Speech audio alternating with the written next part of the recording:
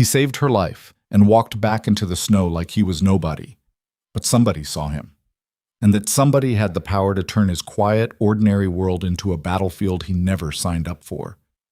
If you've ever wondered what happens when the most powerful woman in the country can't stop thinking about the one man who didn't want anything from her, stay until the end, like this video, and drop a comment with the city you're watching from. I want to see how far this story travels. The storm came in fast that Friday. By 6 in the evening, the Weather Service had upgraded the advisory to a full blizzard warning for the Aspen Ridge Mountain Corridor, and the Whitmore Grand, the most expensive resort in 3 states, had sealed its lobby doors against a wind that howled down from the peaks like something that had been waiting up there all winter for an excuse to come down. Inside, the chandelier swayed almost imperceptibly. The floor staff pretended not to notice. Landon Hayes noticed. He stood at the far end of the mezzanine bar, nursing a glass of whiskey he'd barely touched, watching the windows flex against the gusts, and wondering, not for the first time, why he'd let Marcus talk him into this. Marcus Chen, his co-worker and the closest thing Landon had to a best friend, had booked the weekend as a birthday surprise. "You never go anywhere, man. 4 years, Landon. You've earned 1 night away." And Landon had said yes, mostly because he didn't have the energy to argue, and because Sophie was spending the weekend with her grandparents, and because the apartment felt like a different kind of cold when she wasn't in it. He wasn't rich enough to be here. That was the plain truth of it. A night at the Whitmore Grand cost more than he made in a week installing HVAC systems, and Marcus had gotten some kind of deal through a client connection, and even then Landon had quietly transferred his half of the room cost with a stomach clench he was trying to ignore. He didn't belong in a place where the napkins were folded into swans and the bartenders knew 17 words for the same drink. But he was here. So he stood at the bar in the one decent blazer he owned, dark navy, bought 3 years ago for a job interview, and watched the storm and sipped his whiskey and tried to feel like a person who deserved a night off. Marcus had gone to find a bathroom 20 minutes ago and had not returned, which probably meant he'd gotten talking to someone. Marcus could talk to anyone. It was his defining characteristic and also, at moments like this, his most irritating one. The main hall of the resort was configured around a sweeping open-floor ballroom that connected to 3 separate dining wings, and on this particular Friday evening, the largest of those wings, the Meridian Room, had been reserved for what the hotel's event board described only as a private corporate engagement. Landon had noticed the security detail when he checked in. Men in dark suits standing at angles that were too deliberate to be casual, earpieces catching the light. He'd assumed it was a politician. The Whitmore Grand attracted that type. He was finishing the last of his whiskey when he heard it. Not a scream. Something worse, a sudden collective held breath from the direction of the Meridian Room, followed by the particular kind of commotion that happens when a group of controlled professional people lose their composure at the same moment. Chairs scraping, voices rising, glass shattering. Landon set his drink down. He moved toward the sound without thinking about it, the same way he'd once moved toward a flipped vehicle on I-70 while other drivers slowed and stared. It wasn't heroism, it was something more like reflex, the inability to stay still when something needed doing. The doors to the Meridian Room were still open. The security men were converging from both sides of the hall, but Landon was closer, and he went through first. What he saw was this: a long table set with crystal and white linen, maybe 40 guests in formal wear, half of them on their feet. A woman on the floor. 2 men crouched beside her who clearly had no idea what they were doing. One was patting her hand, the other was shouting her name. A third man stood slightly apart from the group, watching, and something about the way he was watching, too still, too controlled, registered in the back of Landon's mind, and then got filed away because there were more pressing things. He crossed the room in 10 strides, dropped to his knees beside her, and took over. She was unconscious, late 20s, early 30s, dark hair spread across the floor. She'd gone down hard. He could see the bruise already forming at her temple from where she'd caught the table edge on the way down. Her color was off. Breathing, but shallow and irregular, with a kind of glassy quality to her skin that didn't belong to simple fainting. "Has she taken anything?" Landon asked. "Any medications? Alcohol?" The man who'd been patting her hand, 50s, silver-haired, the kind of jawline that came from years of photographs, looked at Landon like he'd materialized from nowhere. "Who are you?" "Is there a doctor in the room?" Landon asked the room at large, not the silver-haired man, because the silver-haired man was not going to be useful. Silence. "Of course." "Call 911, Landon said, already checking her airway, tilting her head back with 2 fingers beneath her chin. "Right now. Tell them suspected poisoning. Give them the address." He pulled back the hair from her face. Her eyes were partially open, the irises rolled slightly upward, and her lips had a faint bluish cast that he didn't like at all. "Her lips are cyanotic. Someone get me her purse, her phone, anything that lists medications." "She doesn't take medications," said a woman's voice, younger, controlled but barely, coming from somewhere to his left. "She's healthy. She had 2 glasses of wine over 4 hours. She doesn't get drunk." "I know she doesn't," Landon said. "That's why I said poisoning. Does she have any known allergies, any cardiac history?" "Not that I know of." A pause. "None." The woman on the floor made a sound then, a low, broken sound that was half breath and half something that might have been an attempt at speech. Her fingers moved against the floor. "Hey." Landon leaned closer. "You're okay. I've got you. Help's coming." Her eyes moved, unfocused. He wasn't sure she heard him. "Stay with me," he said, and it came out quieter than he intended, less like a command and more like a request. "Come on, stay here." The security team arrived 30 seconds later, and they were competent. 2 of them clearly had medical training, and they moved in with purpose. Landon stood back and let them work. He answered their questions, timeline, symptoms, what he'd observed. A hotel doctor arrived 2 minutes after that with a kit, and someone said the ambulance was 7 minutes out. She was conscious by the time the paramedics came through the door. Not alert, not oriented, but conscious, eyes open, tracking, responding when they spoke to her. Her color was coming back. Whatever was in her system was moving through at a speed that suggested it hadn't been enough to kill her, just enough to drop her. Landon stood at the edge of the room and watched them load her onto the stretcher, and he felt something loosen in his chest that he hadn't realized was tight. He looked around for Marcus, didn't see him, and decided he needed air. He was in the elevator heading back to the 9th floor when he realized he'd left his jacket, the navy blazer, the only decent one he owned, on the back of a chair near the bar. He considered going back for it, decided against it. He was tired in a way that went bone deep, and all he wanted was to call Sophie, hear her voice, go to sleep. He did not give his name to anyone. He did not speak to the security team again. He went upstairs, sat on the edge of the hotel bed in the dark, called his daughter's phone, and listened to her tell him about the snow and the movie she and her grandmother were watching, and he laughed at the right places and said goodnight and love you and hung up. Then he sat in the dark for a while, not sleeping. He found out the next morning, over bad hotel coffee and a news alert on his phone, that the woman's name was Ariana Sterling. He knew the name. Most people in the country did. Ariana Sterling, founder and CEO of Stellarian Technologies, a company worth somewhere north of $40 billion that made the software infrastructure that ran half the world's cloud networks. She was 30 years old. She appeared on magazine covers. She had been profiled in publications that Landon had never read, but had seen on coffee tables in office waiting rooms. She was, by any measurable standard, one of the most powerful people in American business. He stared at the news alert for a moment. Then he finished his coffee, packed his bag, and drove home through roads still half buried in snow.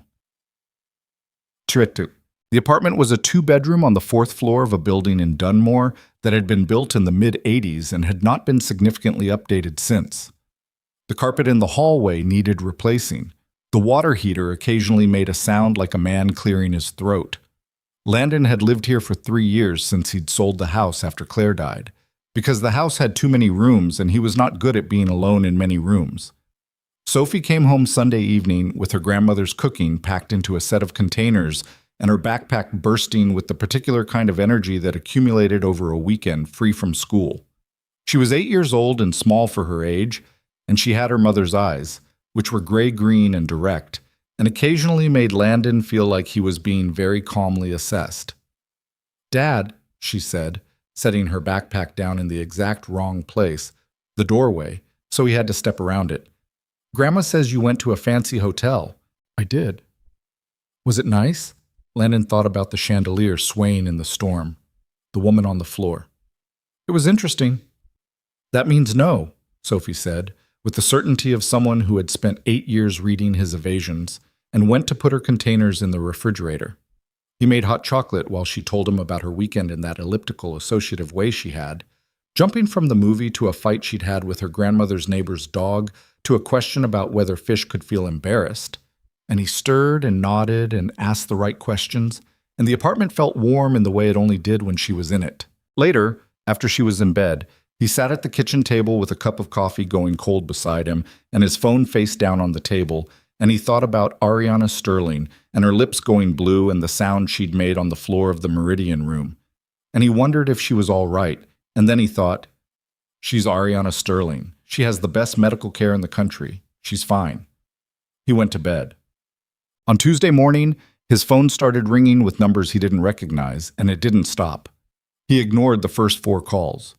The 5th one was a voicemail from a reporter at a national outlet, and when he listened to it, the words Aspen Ridge and Whitmore Grand and medical emergency appeared in quick succession, and he deleted it before it finished. He ignored the 6th call and the 7th. He texted Marcus, "Did you talk to anyone about Friday?" Marcus texted back almost immediately, "No, why? I didn't even know what happened until I came back and you were upstairs. Are you on the news?" He turned the news on. There was a brief, shaky video, someone's phone shot from across the Meridian room, that showed the back of a man's head and shoulders as he crouched beside a woman on the floor, working with the calm efficiency of someone who knew exactly what they were doing. The man's face wasn't visible. The quality was poor. But the hotel had cameras, and apparently someone had talked, and a reporter was now standing outside the Whitmore Grand in a parka, informing viewers that an anonymous bystander, described by witnesses as a man in his early to mid-30s, dark hair, average height, a navy blazer, had been the first to respond to the emergency and had potentially saved the life of Stellarian CEO Ariana Sterling. Landon turned the television off. He called his boss, told him he was coming in early, and spent the rest of the day on a commercial job site in the north end of the city, running ductwork with his crew and thinking about nothing except the work in front of him. The calls stopped after 3 days. He thought that was the end of it. He was wrong. It was a Thursday evening, almost 2 weeks after Aspen Ridge, when the woman appeared at his apartment door. She was not Ariana Sterling. He would have recognized her. She was in her 40s, Asian American, short hair, dressed in a jacket and slacks that said money without trying to announce it. She held an envelope. "Mr. Hayes," she said. It wasn't a question. He stood in the doorway, one hand on the frame. From behind him came the sound of the television. Sophie was watching something, the volume slightly too high the way she always had it when she thought he wasn't going to notice. "I don't know what you're selling," Landon said, "but I'm not interested." "I'm not selling anything." The woman's voice was measured, professional. "My name is Diana Chow. I'm the chief of staff for Ariana Sterling. Ms. Sterling would like to speak with you." He looked at the envelope. "What's that?" "A letter. From her." He didn't take it. "How did you find my address?" "Ms. Sterling employed a private investigator." A brief pause. "I understand that's probably not what you want to hear." "No," Landon said, "it's not." "She's aware of that. The letter explains, I don't need a letter." He wasn't angry, exactly. Tired, mostly. Tired in the way he got when the world decided to remind him that privacy was a luxury. "I'm not interested in speaking with Ms. Sterling. I didn't help her because I wanted anything from it. I helped her because it was the right thing to do. That's it. That's the whole story." Diana Chow looked at him for a moment. She had the kind of face that gave very little away. "The letter isn't an offer of payment," she said. "It's a request. And she wanted you to know," and I'm quoting directly, "tell him I'm not going to make this weird." A pause. Her words, not mine. Despite himself, Landon almost smiled. He didn't take the letter, but he said, "Give me a number." He thought about it for 2 days before he called. Sophie asked him, on the second night, why he kept looking at his phone like it had said something rude to him. He told her he was expecting a work call.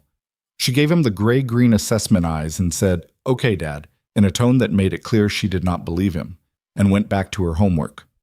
He called at 7:30 on a Saturday evening when Sophie was asleep. It rang twice.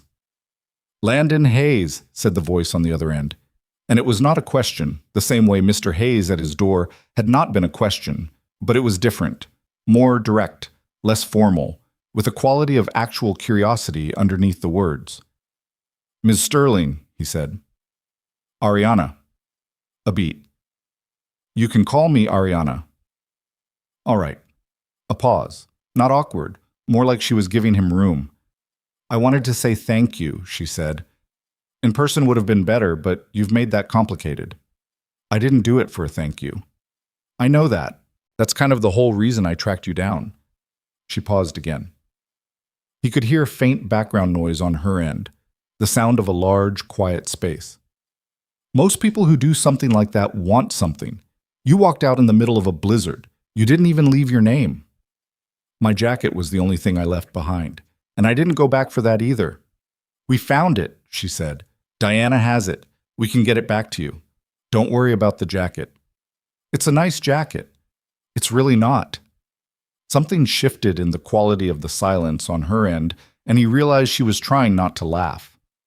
"Okay," she said. "Fine, we'll throw the jacket away. Can I ask you something, Mr. Hayes?" "Landon." "Landon." She said it differently than Diana had. "Why did you leave? Afterward? Before the paramedics could even get your name?" He thought about how to answer that. He thought about Sophie asleep in her bed and the hot chocolate and the gray-green eyes and the apartment with its bad carpet and the space in the world that he'd built around his daughter because it was the only space that felt real anymore. "Because I had somewhere to be," he said finally, "and because it wasn't about me." Another silence. Longer this time. "I'd like to meet you," Ariana said. "Not for a photo, not for a press release, just, I'd like to meet the person who did what you did." He should have said no. That would have been the clean answer. He had a life that was carefully calibrated. Work, Sophie, the fragile architecture of a routine that held them both together, and inviting a billionaire tech mogul into the middle of it was not a sound decision. "I have a daughter," he said. 8 years old. I can't just—" "Bring her," Ariana said. He blinked. "What?" "If she wants to come. I'm not going to pressure you." A pause. "I'm not actually as intimidating as the news coverage suggests. I'll reserve judgment on that." "Fair." He said he'd think about it. He hung up and sat on the edge of his bed in the dark, and he thought about the way she'd sounded. Not like a CEO, not like a public figure, just like a person talking.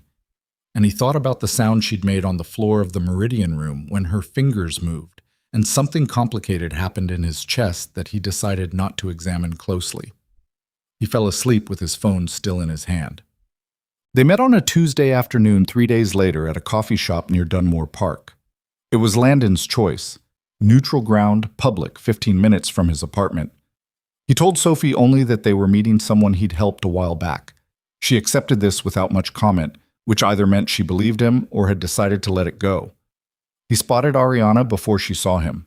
She was in a corner booth, no entourage, no security visible, though he suspected the man at the counter reading a newspaper was not actually reading a newspaper.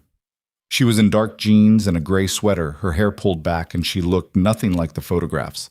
Smaller, maybe. Less polished. There was something around her eyes that the photographs never showed. A tiredness that she wore the way you wear something you've gotten so used to that you've stopped noticing its weight. She looked up when they came through the door. He watched her look at Sophie first, and something crossed her face that he couldn't quite name. Not surprise exactly, more like recognition of something she hadn't been prepared for. She stood up. "Hi," she said, and then looked down at Sophie. "You must be Sophie." Sophie, to her credit, was not visibly intimidated by anything. "You were the lady who got sick," she said. Ariana blinked, glanced at Landon. "She keeps up with the news," he said, which was not entirely accurate but was the most diplomatic available framing. I was, Ariana said.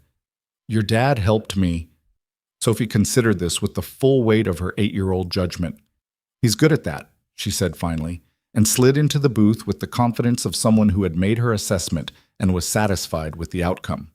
Landon sat across from Ariana. She was looking at him with an expression he couldn't quite read, like she was recalibrating something. She's great, Ariana said quietly. Yeah, he said, I know. The coffee arrived. Sophie ordered hot chocolate with a double shot of whipped cream and the efficiency of someone who had been to this coffee shop before, which she had. And Ariana watched this transaction with something that looked genuinely amused. Not performed, not PR ready, just actual amusement. Can I ask you something? Ariana said to Sophie. Sure, said Sophie. Does your dad always rush toward emergencies like that? Sophie looked at her father, considered. One time a car ran a red light and hit a guy on a bike on our street, and Dad ran out in his socks, she said. And one time there was a fire in the building next door, and he went in before the firefighters got there because Mrs. Kowalski on the 3rd floor can't walk very fast. A pause.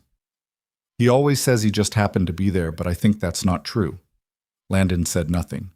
Ariana looked at him. Just happened to be there, she said. It's a coincidence, he said. I'm a coincidence. She didn't look like she believed him, but she let it go. They talked. Not about the Meridian Room, not about the investigation or the photographs or any of it. Sophie asked Ariana what she did, and Ariana explained Stellarian in terms that were simultaneously accurate and child-accessible. And Sophie said that sounded like a lot of computers, and Ariana said it was in fact a very large number of computers. And Sophie said that seemed lonely, and the table went quiet for a moment. It can be, Ariana said. Later, on the walk home, Sophie slipped her hand into Landon's and said, She seemed sad. He looked down at her. What makes you say that? Her eyes, Sophie said simply, and then started talking about something else. He walked home through the cold with his daughter's hand in his, and he thought about Ariana Sterling's eyes and the tiredness they carried and the way she'd said it can be, without any of the defensive armor that people usually reached for when a child accidentally hit something true. He thought about it for a long time after Sophie was in bed. He didn't try to think about it less. She called him that evening. He picked up on the second ring, which surprised him because he hadn't decided to. I wanted to say, she started, you don't have to. Landon. A breath. Let me say the thing. Okay. Thank you. Not just for the Meridian Room, for today. I don't... A pause, and the pause had texture, had something in it that sounded like it had been pressed flat and was trying to expand. I don't usually feel like a person. When I walk into a room, I feel like a title. I felt like a person today. He didn't have an answer for that right away. Sophie tends to have that effect, he said finally. A long pause. Yeah, she said. I think it was both of you. He looked out the kitchen window at the street below, at the dark and the cold and the yellow circles of the streetlights in the snow. Ariana. He said her name deliberately, the way she'd asked. Are you safe? A silence that lasted just a half beat too long. Of course, she said. He knew what a half beat too long sounded like. He'd had 4 years of practice reading silences. Okay, he said, because pushing was not the right move, not yet. Good. Good night, Landon. Good night. He sat in the kitchen after he hung up, and the coffee shop came back to him. Ariana, watching Sophie explain something elaborate about the nutritional value of whipped cream, with the absolute focus of someone who was not used to being in a room where the agenda was simply being there, and the tiredness around her eyes, and how for a few hours it had softened. Not disappeared, but softened. He thought about the man who had been watching too carefully in the Meridian Room, the one who'd stood apart. He thought about what Ariana had almost said when he asked if she was safe. He got up, rinsed his cup, and stood at the sink for a while, listening to the building settle in the cold. Something was wrong in her world. He didn't know what yet, but he knew the feeling of something being wrong in a way that the person inside it couldn't see clearly. And he knew that he had already, without quite deciding to, started paying attention. He turned off the kitchen light and went to bed. Outside, the snow was starting up again, light and steady, the kind that didn't announce itself, the kind that you only noticed once it had already covered everything. She was released from the hospital 36 hours after the Meridian Room. The official statement from Stellarian's communications team described it as a brief medical episode stemming from an adverse reaction to a dietary supplement, which was a sentence that had been constructed very carefully by people whose job was constructing sentences carefully and which contained exactly zero accurate information. Ariana read it on her phone from the back of her car, while Diana sat beside her with a tablet and a list of 17 things that required immediate attention.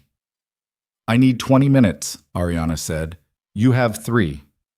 "Diana." Diana looked up from the tablet. She had been with Ariana for 6 years, since before Stellarian was worth anything close to what it was worth now, and she had seen her boss through negotiations, board coups, a federal investigation that turned out to be nothing, and 2 separate incidents involving paparazzi and a broken umbrella. She knew when Ariana needed 3 minutes and when she needed 20. She closed the tablet. 20 minutes, she said. "I'll be outside."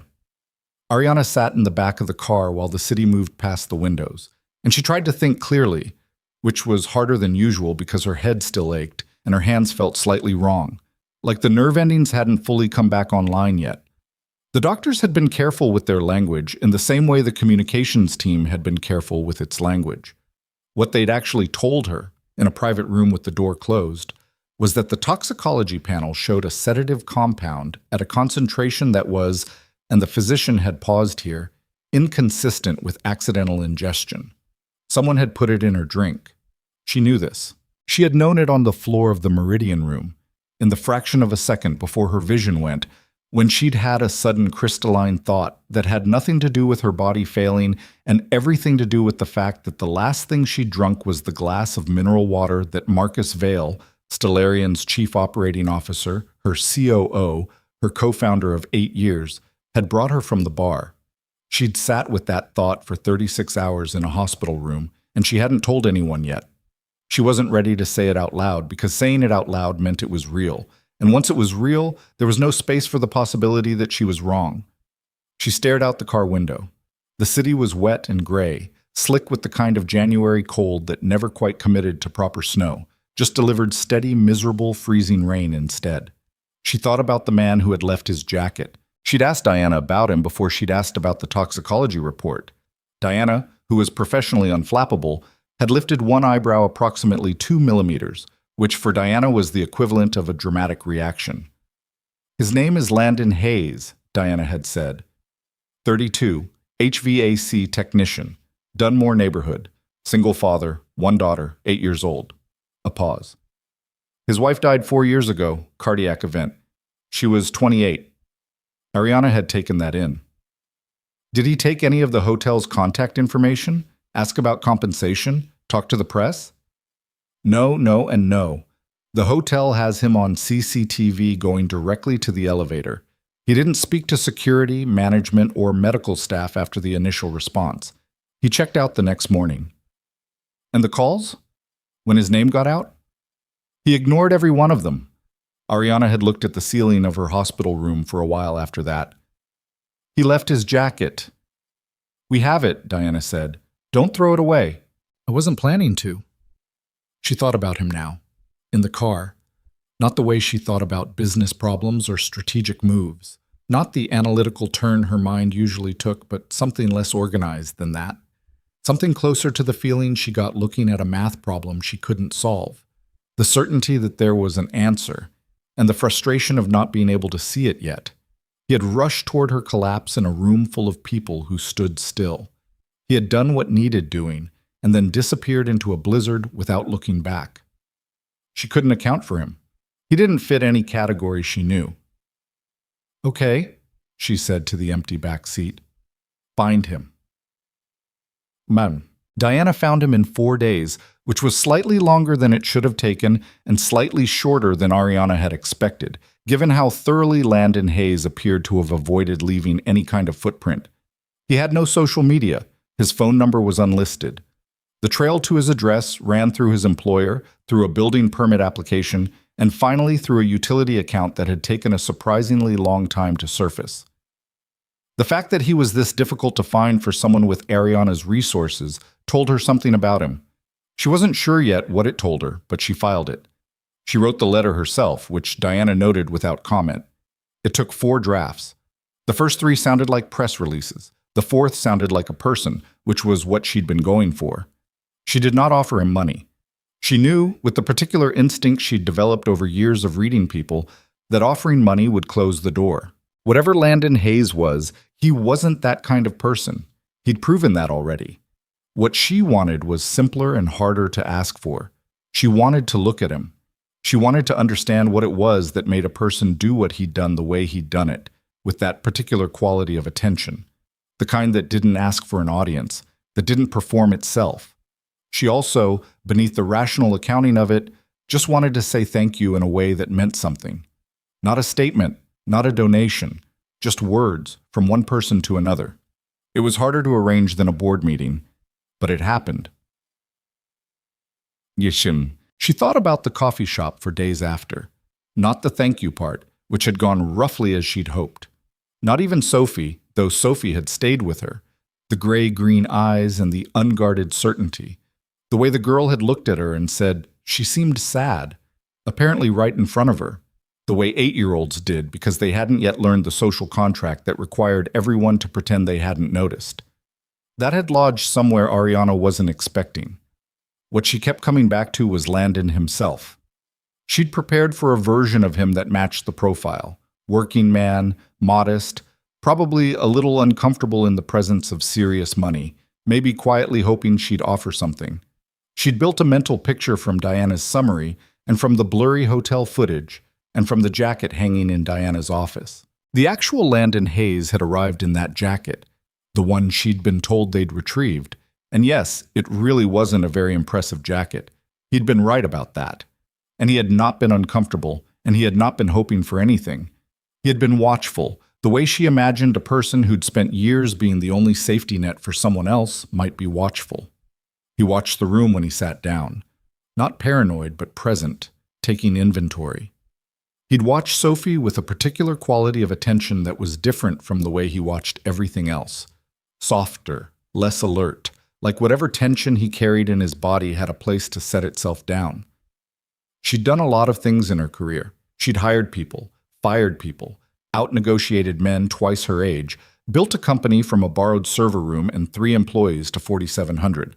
She was not unaccustomed to confident, capable people. There was something about the way Landon Hayes occupied a corner booth in a mediocre coffee shop that made all of that feel like the wrong unit of measurement. She called him that evening and said some of it, the true parts, the ones she could get the words around. And then she went back to her penthouse office and sat at her desk surrounded by glass and city light and the particular kind of silence that comes from being in a large, expensive space entirely alone. And she thought, Sophie said this seems lonely, and she was right. And I told her she was right. She hadn't told anyone they were right about that in a long time. She picked up a different phone, the encrypted one. She called a man named Garrett who did security work that didn't appear on any org chart. She said, I need you to pull everything on the Aspen Ridge event. Guest list, catering staff, bar service, anyone who had access to the Meridian room in the 6 hours before the dinner. I need it yesterday. Garrett, who had worked for her for 2 years and asked very few questions, said he'd have something in 48 hours. She hung up and stared at the city. Marcus Vale, 8 years. He'd been there the night she'd pitched her first real investor, sitting across from her in a pizza place writing numbers on a napkin while she talked because he was better at math under pressure than she was. He'd worked 20-hour days with her for 3 years before the company made its first real profit. He knew her coffee order and her sister's name and the specific reason she hated flying window seats. She couldn't say his name yet, not even to herself. She opened her laptop and started reading acquisition reports. Garrett's report arrived in 41 hours, not 48. It was thorough and it was bad. The guest list at the Meridian Room dinner had included 11 Stellarian board members or major shareholders, 3 of their external counsel, and a delegation of 4 executives from a private equity firm called Hessian Capital, which had been quietly accumulating Stellarian shares for the past 14 months. The report included a financial summary that Ariana already knew because she'd been watching it for a year. Hessian Capital currently held a shade under 22% of Stellarian's outstanding shares, which was the second largest position after Ariana's own 31%. They needed a board majority to force any kind of governance change. They did not currently have a board majority, but they had been talking. Garrett's report included summaries of several communications. The methods of interception were described in terms Ariana did not ask clarifying questions about, between Hessian's lead partner, a man named Carlyle, and two Stellarian board members, a man named Reeves, who had been on the board for 3 years, and who Ariana had always found slightly cold but not alarming, and a woman named Park, who had joined 18 months ago and who Ariana had actually liked. The communications discussed, in language that was careful but not careful enough, the possibility of presenting a governance motion that would restructure the CEO role and require board approval for all major strategic decisions. This was, in practice, a way to neuter the CEO without removing her. It was a way to make the title hers while making the company theirs. The timing they'd been discussing was the upcoming annual shareholder meeting scheduled for April, 3 months away. And then there was the other thing. Garrett had included, near the end of the report, a short section with the heading Catering/Bar Service. Anomalies. The mineral water served at the Meridian Room dinner had been supplied through a contracted vendor. That vendor had a new employee, hired 6 weeks prior, who had no verifiable employment history before the date of hire and whose address resolved to a vacant property. That employee had been assigned, on the night of the dinner, to the section of the room where Ariana was seated. That employee no longer appeared in the vendor's records. Ariana read the section 3 times. She sat back in her chair. She thought, this wasn't a board maneuver. Board maneuvers were paperwork and politics and careful language. This was something else. This was someone who didn't want to wait for April. She thought about Marcus Vale carrying a glass of mineral water across the Meridian Room and placing it beside her hand with a smile and a comment about the speaker who'd just finished presenting, something funny she'd laughed at, and then she'd lifted the glass. She pressed her palms flat against her desk and breathed. She didn't sleep that night. What? She called Landon 4 days after the coffee shop, not because she'd planned to, but because it was 10:30 at night and she was sitting in her car in a parking garage because she didn't want to go upstairs and be in the penthouse, and she needed to hear a voice that wasn't on payroll. She'd been followed. Not in a dramatic way, no squealing tires, no one in a ski mask. A dark sedan had appeared in her mirror on 3 separate occasions over the past 5 days. Different drivers, same vehicle registration that resolved to a shell company when Garrett ran it. It was the kind of surveillance that was meant to be noticed, she thought. A message more than an investigation. We know where you are. Landon picked up on the second ring. She hadn't planned what she was going to say. It turned out she didn't need to. Are you okay? He said, and he sounded awake, which meant she'd woken him up, and she felt briefly terrible about that. How did you eat? It's 10:30 at night, and you don't seem like someone who calls just to talk. A pause. I'm not complaining. I'm asking. She looked at the concrete pillar in front of her car. The fluorescent light of the garage was ugly and flat, and it made everything look slightly wrong. I've been having a strange week. Strange how? She turned it over in her mind. The report. The sedan. Marcus's face. The shape of what she was building toward and couldn't yet say. I think the thing at Aspen Ridge wasn't an accident, she said. A silence on his end. She couldn't read it. I know, he said. She blinked. What? The man on the right side of the room, Landon said. When I came in, he was standing about 6 feet from the group around you. Everyone else was either moving toward you or frozen. Fight or flight, normal panic response. He wasn't doing either. He was watching, just watching. A cold feeling that had nothing to do with the parking garage. You noticed that in that moment? I noticed things, he said simply, without self-congratulation.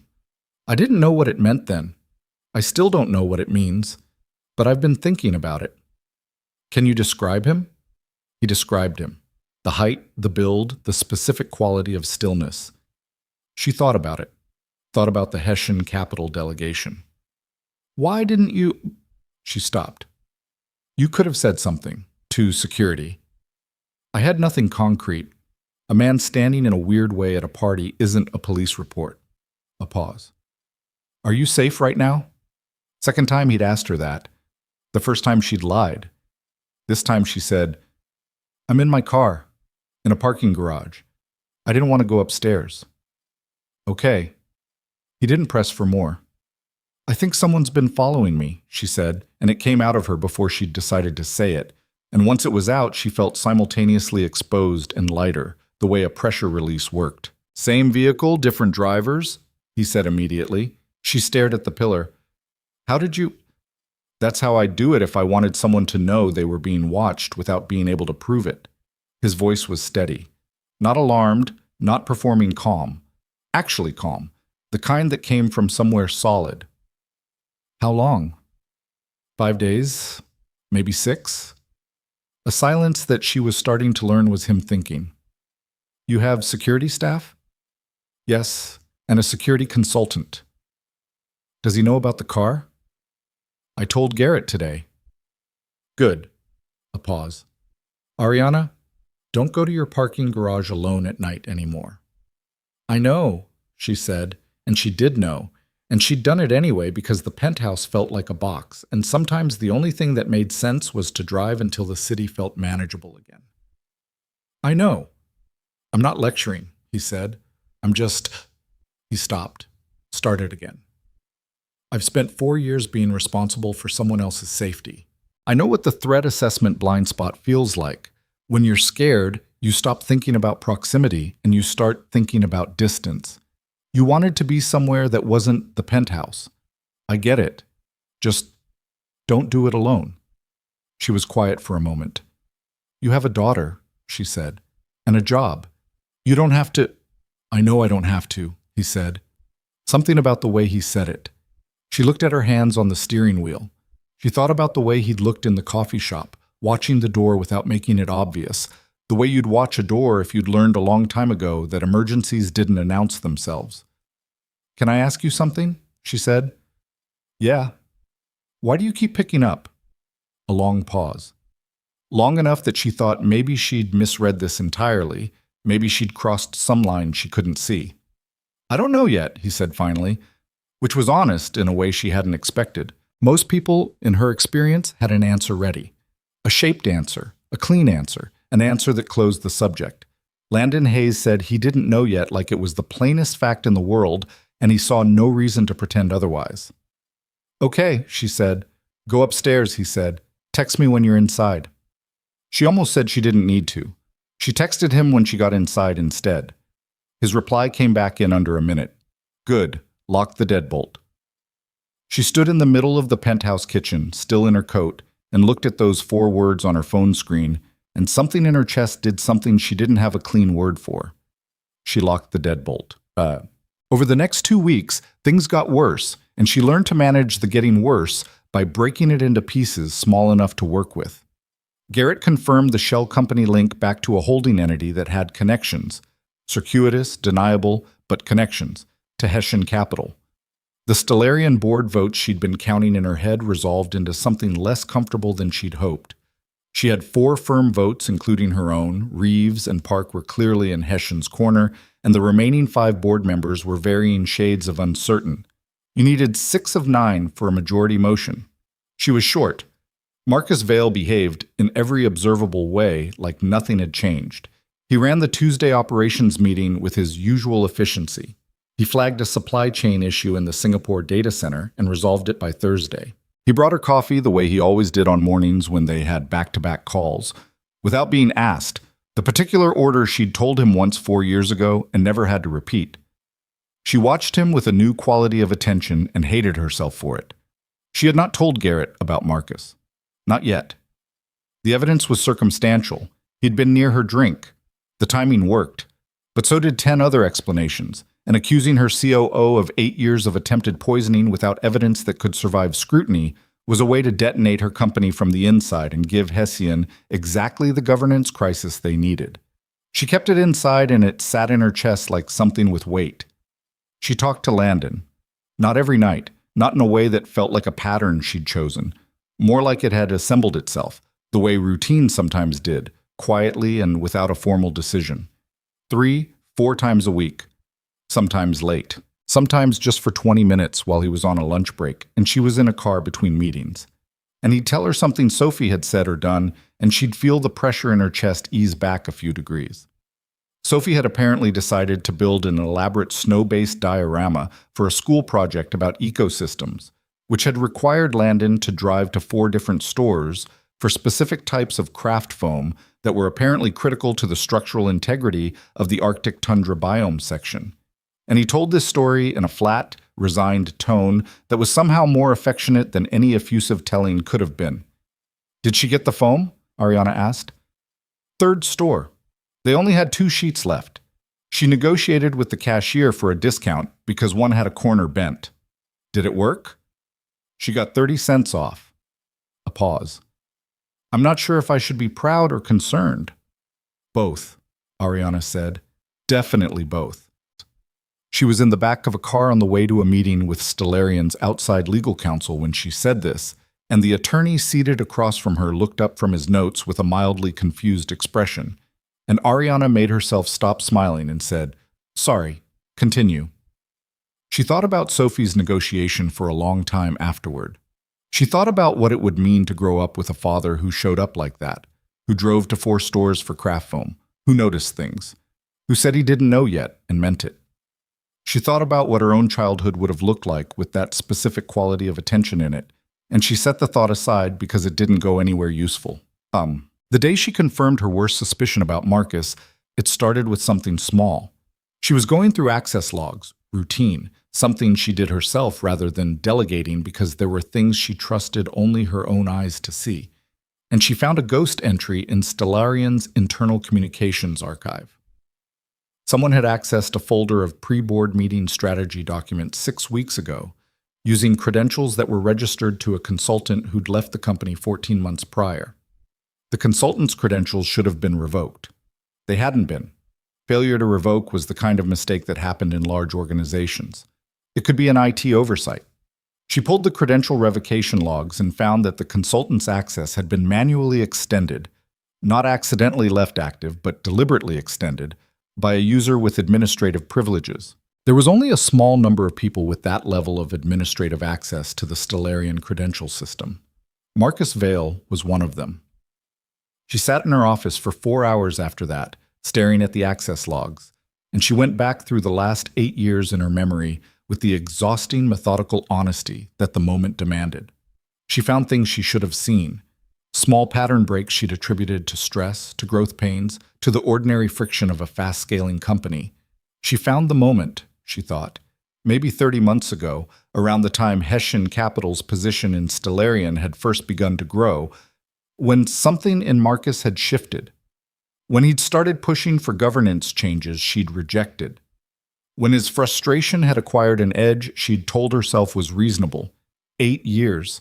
She pressed her hands flat on the desk and she breathed. Then she called Landon.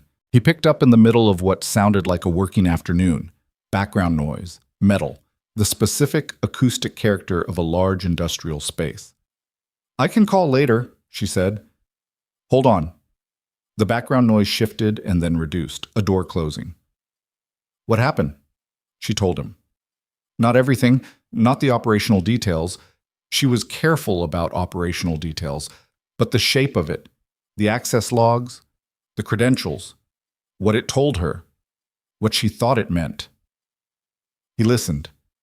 He didn't fill the silence with sound when she stopped. He waited until she was done. "Okay," he said. "Have you told anyone else?" "No."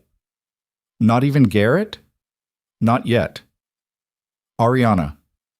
He said her name in the particular way he had when he was choosing his words carefully. Not softly, not firmly, just direct. "You need to tell Garrett, today. You can't carry this alone." "I know." "Do you?"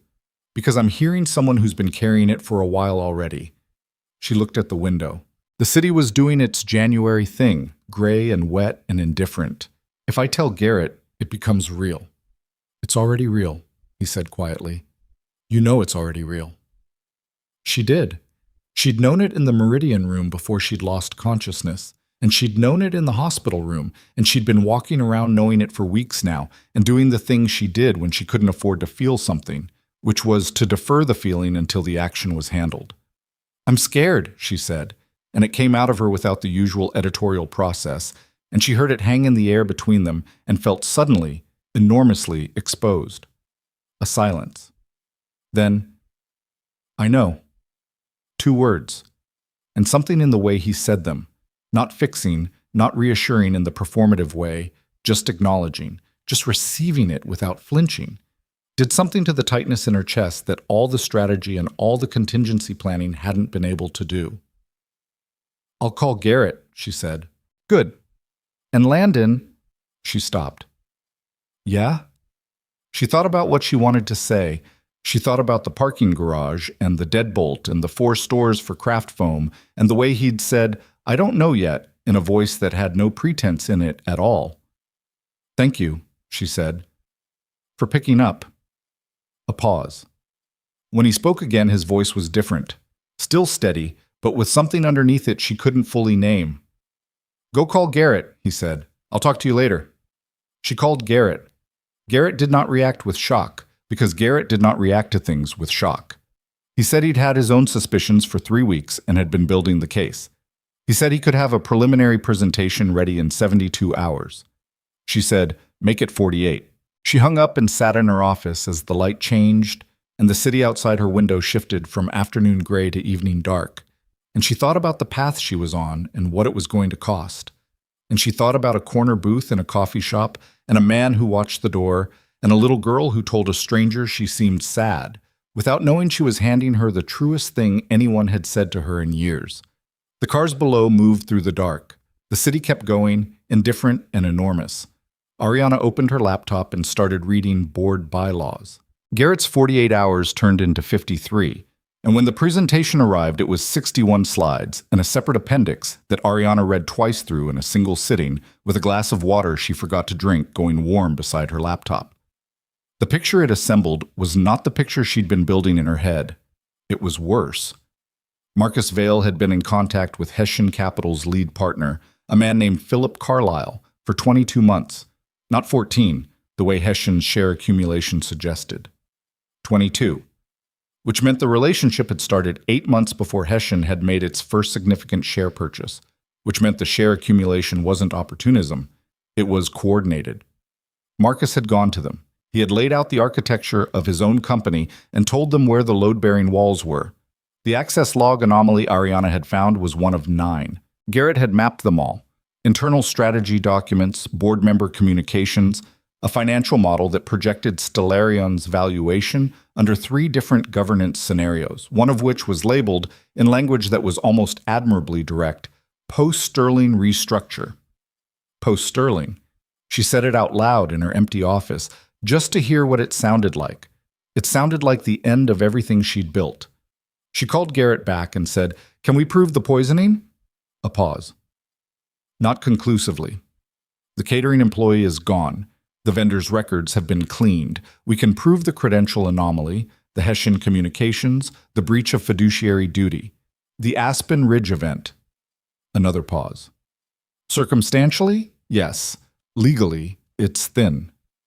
Thin enough to get him arrested? Thin enough for a civil action. Criminal would be harder. She thought about that. What about Carlyle? What do we have on Hessian directly? The communications are the primary asset. The question is admissibility and chain of custody. Garrett's voice had the quality it always had when he was being careful. Measured, precise, pacing out each word. If this goes to a board presentation, the communications are usable. If it goes to litigation, we need outside counsel involved before we do anything else. Outside counsel is already in it, she said, thinking of the attorney in the back of the car who'd looked confused when she laughed about the craft foam. Good. I'd also recommend... He stopped. What? Do you have anyone outside the company structure you trust? Someone with no exposure to the internal politics? I'm not talking legally. I'm talking about an asset problem. The board meeting is the arena we're aiming for. Between now and then, if Carlyle and Vail figure out we're building a case, they're going to move. Possibly move hard. She sat with that. How hard? She said. Hard enough that I'd like there to be another set of eyes on the situation that I can coordinate with. Someone they won't see coming, because they won't know to look for him. She already knew the answer to this before she'd finished processing the question. She'd known it the way you know a fact before you can explain where you learned it. She called Landon at 8:17 that evening, and she did not start with small talk.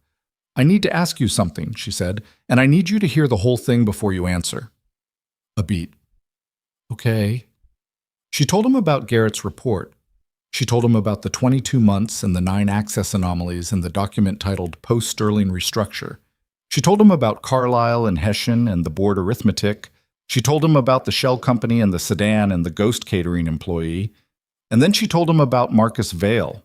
When she finished, the silence on his end lasted long enough that she started to wonder if the call had dropped. Landon. I'm here, he said. I'm thinking. She waited. The man in the Meridian room, he said. The one who was watching. Can you get me a photo of this Carlyle? She hadn't expected that. Yes. Send it to me tonight. She sent it inside of 10 minutes. The silence stretched while he looked at it. That's him, Landon said, the cold feeling again running from her sternum outward. You're sure?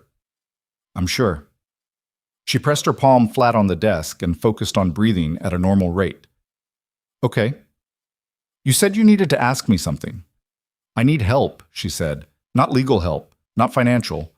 Garrett says we need someone they won't see coming, someone outside the structure, someone who… She stopped, reordered. I'm not asking you to do anything dangerous.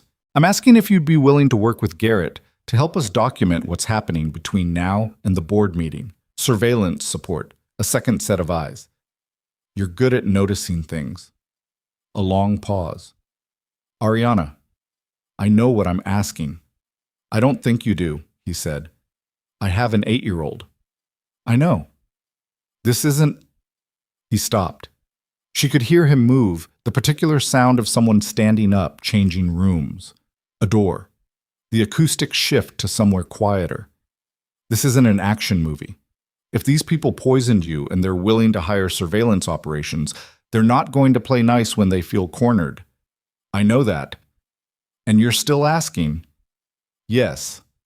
Another silence. Then, tell me exactly what Garrett needs. Or, she met them both in person for the first time as a unit, Ariana, Garrett, and Landon, in a conference room in a building that Garrett used for exactly these kinds of conversations. The kind that couldn't happen inside Stellarian's offices for obvious reasons. It was nondescript, on the 14th floor of a mid-level commercial block in the financial district, and it smelled faintly of old coffee and dry erase markers. Landon was already there when Ariana arrived.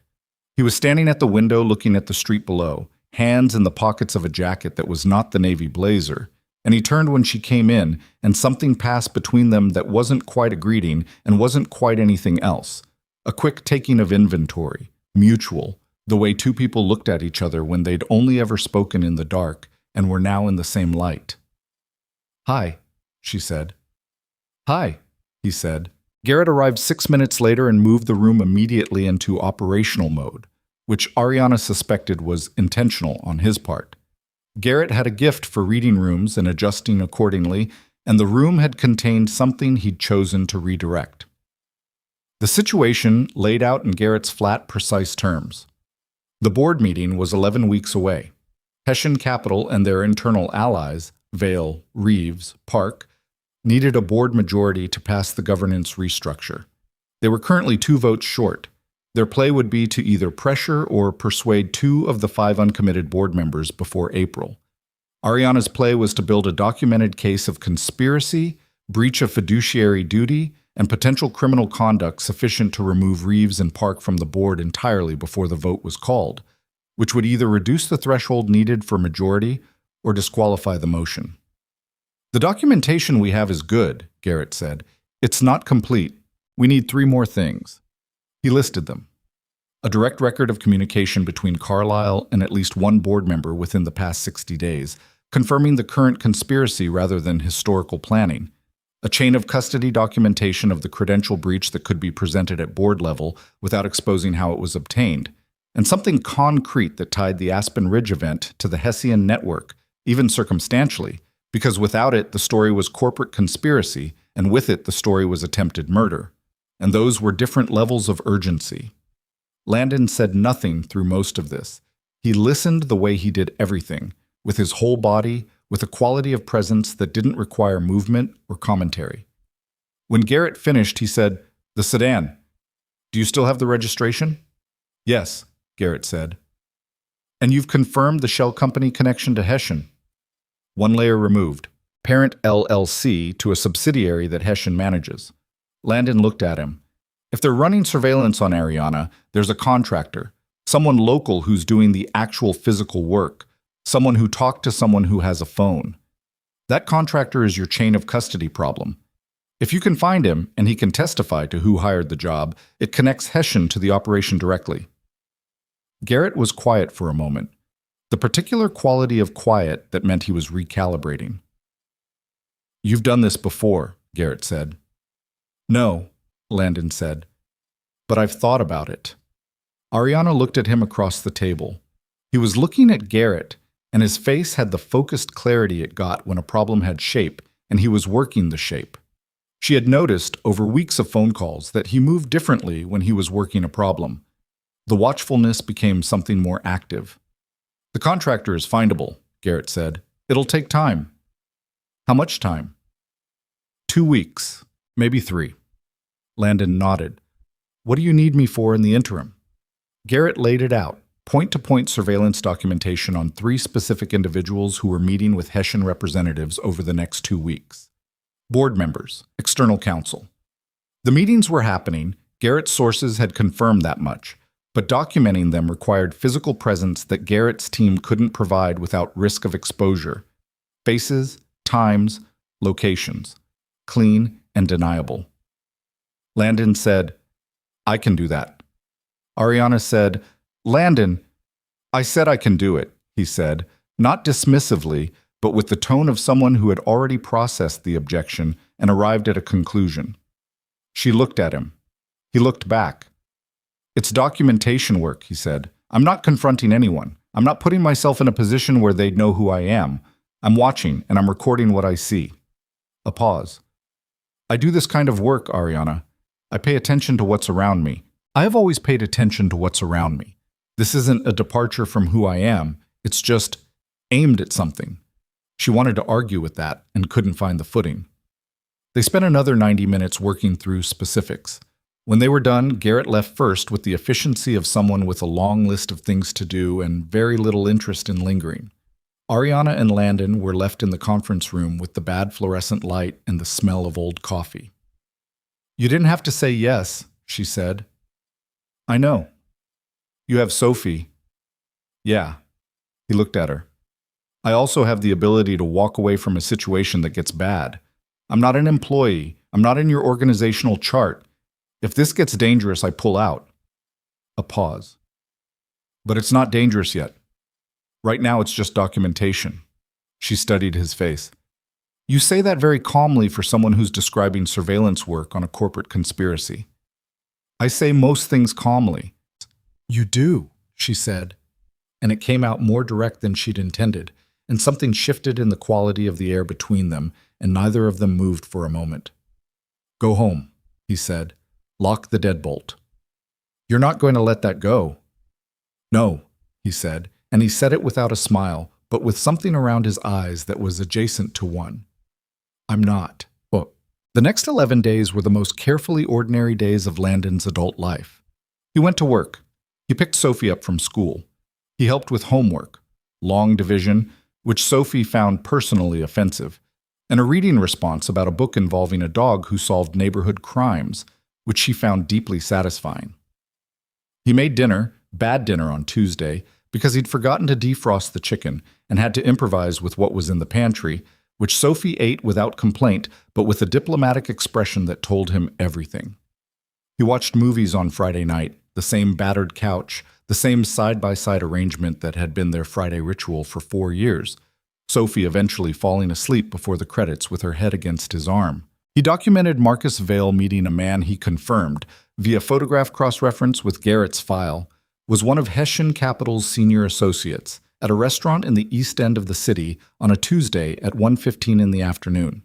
He documented a Stellarian board member named Reeves entering and leaving a law firm that had no visible connection to anything Stellarian related, in a meeting that lasted 44 minutes and was not on any calendar Garrett had access to. He did these things quietly, from distances that made him irrelevant, with a phone camera and the particular kind of patience he'd developed over 4 years of being the person who had to hold things together without visible seams. He talked to Ariana. He had stopped trying to account for when and why. It had organized itself into something neither of them named, which suited him because naming things made them available for examination, and he was not prepared for the examination. He knew what he felt. He'd known for a while, in the way you knew things that you weren't ready to say out loud. He kept it in the part of himself where he kept things that needed more time before they were real. What he let himself say, instead, was, she was different than he'd expected her to be. She was sharp in a way that was sometimes impatient, that occasionally showed its edges when she was tired or when something surprised her. She had very high expectations of herself and a corresponding difficulty extending herself the grace she'd have extended to anyone else without hesitation. She told a story with perfect comic timing and then looked surprised when it landed, like she wasn't used to being funny in front of people. She asked questions that were incisive and direct, and then listened to the answers with total focus. She talked to Sophie on the phone twice, both times because Sophie had asked to, which had required Landon to hand over his phone with a feeling he couldn't fully categorize. Sophie, characteristically, had conducted both conversations without any apparent awareness that she was talking to one of the most influential people in American business. She told Ariana about the ecosystem diorama, which she had finished and gotten a grade of A- on. The minus being, in Sophie's assessment, a political decision by Mrs. Hallstrom. She asked Ariana whether the computers at Stellarian could talk to each other, and when Ariana explained server networks in child-accessible terms, Sophie said, so it's like a school but for information. And Ariana had said, that is actually a better explanation than the one I give investors, and Sophie accepted this with complete equanimity. After the second call, when Sophie had handed the phone back and gone to finish her dinner, Ariana said, she's incredible. She's complicated, Landon said. She's 8, and she's already better at most things than I am. That's exactly what I mean. He was quiet for a moment. She likes you. I like her. A pause. She doesn't connect with people easily. She's friendly, she's fine in groups, but she doesn't actually decide to like someone very quickly. He said it carefully, as a fact, not as a strategy or a move. So, I just wanted you to know that. The silence on Ariana's end had the texture of something being absorbed. Thank you, she said quietly, for telling me that. The call from Garrett came on a Wednesday morning while Landon was on a job site, and the tone of it, controlled, stripped of the usual methodical pacing, told him immediately that something had changed. They know about you, Garrett said. He stepped away from his crew. What do you mean, they know? The surveillance contractor. He was deeper in than I thought. He'd been running facial recognition on the vehicles and individuals in Ariana's proximity over the past 3 weeks. Your face appears on 2 of the surveillance logs from the documentation work. They ran the face, and they have your name. The job site noise went distant. He stood still. How long? He said. The facial match was flagged 48 hours ago. I found out this morning. I don't know exactly what they've done with it yet, but Sophie. He was already moving. Has anyone... I don't have any indication that they've moved on your address yet. But Landon, this is now a different situation than it was 72 hours ago. He was already calculating. School schedule. Sophie was in school until 3:15. It was 11:40. He had 3 hours and 35 minutes. I need to know everything they have on me, he said, and I need to know in the next hour. Working on it. He called Ariana. She picked up in one ring. He told her. He did it fast and clean, without decoration, because there wasn't time and because the only useful things to say were the ones that led to action. Her voice on the other end went very still in a way that was different from her normal stillness. I'm sorry, she said. Landon, Don't, he said. Not right now. Right now I need you to tell me. Do you have someone you trust at the highest level of your security operation? Someone who can move fast and quietly on a residential address? Yes, Garrett can. Other than Garrett, Garrett's managing 4 things right now. Someone else. Diana's brother, she said without hesitating. Ex-military. He works privately and he's available immediately. I'd trust him completely. Call him, give him my address and Sophie's school. I need eyes on both locations in the next 40 minutes. Already dialing, she said. He hung up and walked back toward his truck, moving in a way that his crew from a distance would read as purposeful rather than urgent. He did not want to alarm anyone. He did not want anyone to ask questions. He said to his site lead, "Family thing. I'm out for the day," and he was in his truck and driving before anyone could respond. He drove to Sophie's school. He parked across the street from the main entrance in a position where he could see both doors and the corner of the block. He sat in the truck and he breathed in the specific way he'd taught himself to breathe when he needed his hand steady. In for 4, hold for 4, out for 4. He'd learned it from a YouTube video 3 years ago during a period when the apartment at night was very dark and very quiet, and he'd needed something concrete to hold on to. He watched the school entrance and he waited. His phone buzzed. Ariana. Nolan's on your building. Clean. No one's been there. I'll send his number. Another buzz. A moment later. He'll do Sophie's school pickup if you need him to. His call sign is a string of text. A photo.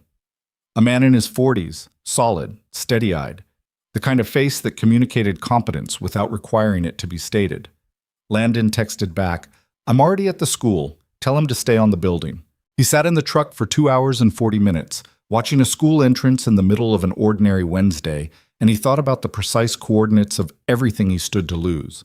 And he felt the fear in a clear, honest way, and he let himself feel it because denying it would be stupid, and he had never been able to afford stupid. At 3:15, Sophie came out of the double doors in the middle of a group of kids, her backpack on both shoulders the way she wore it, despite his ongoing efforts to get her to use the chest strap. She was talking to a girl with red braids who she'd mentioned exactly once, and Landon had filed the name. She was laughing at something. He got out of the truck. She saw him, and her face did the thing it did. A small, involuntary brightening, the kind that preceded the practiced cool of actually, I'm 8 and very mature. "Dad, you never pick me up on Wednesdays." "Felt like it," he said. She looked at him, the gray-green eyes. "The assessment. Is something wrong?" "No," he said with total conviction, because she was 8 and there were things she didn't need to carry. "Come on, I'll get you a hot chocolate." She fell into step beside him and slipped her hand into his automatically, the way she'd done since she was small enough to be carried. He held it and looked at the street in both directions and walked her to the truck. He called Ariana at 9 that night after Sophie was in bed and the apartment was quiet. He'd spent the evening doing exactly what he always did. Dinner, homework, the couch, the movie. And he'd been almost completely present for all of it, which was something he was capable of when he needed to be. The fear had moved from the front of his mind to the back, where it sat and waited. "Garrett found the asset," Ariana said before he could speak. "The contractor. He's been brought in." A pause. "Brought in as in," Garrett talked to him. "The man is not a true believer. He was working for money. He's prepared to testify to the chain of engagement. He has records." "What kind of records?" "Electronic communications, hiring instructions, fee schedules." Another pause, different texture. "And photographs from the surveillance logs. You're in 3 of them, Landon. Clear face shots." He was quiet. "I'm sorry," she said. "I keep saying that, and I know it doesn't." "Ariana." He said her name the same way she said his when she needed him to receive something. "Stop apologizing for other people's choices. You didn't put those cameras on me." A breath on her end. "They know who you are. They know about Sophie." "I know." "Does that change anything?" He thought about it honestly. He thought about Sophie laughing on the way out of school, the red-braided friend, the hot chocolate he'd bought them both. He thought about the apartment with its bad carpet and the water heater that cleared its throat and the particular quality of safety that the 4 walls held. He thought about what it would mean to walk away from this now. Ariana left with a half-built case 3 weeks from the finish line, with people who'd already poisoned her once and would not hesitate to move on her again. He thought about what Claire would have said. He didn't often let himself think about what Claire would have said, because it went places that cost something he didn't always have to spend. But he thought about it now. Claire had been, among other things, the most morally uncomplicated person he'd ever known. She didn't labor over what was right. She just did it, and then looked at him with those gray-green eyes. Sophie had her eyes, absolutely had her eyes, and said, "What took you so long? What took you so long?" "No," he said. "It doesn't change anything, but I need Sophie out of the apartment." "I have a place," Ariana said immediately. "Secure, I've used it before, completely off any record I've ever created. My personal name isn't on anything connected to the property. I bought it through a trust 7 years ago, and I've never discussed it publicly. Not even Diana knows about it." "You have a secret safe house," he said.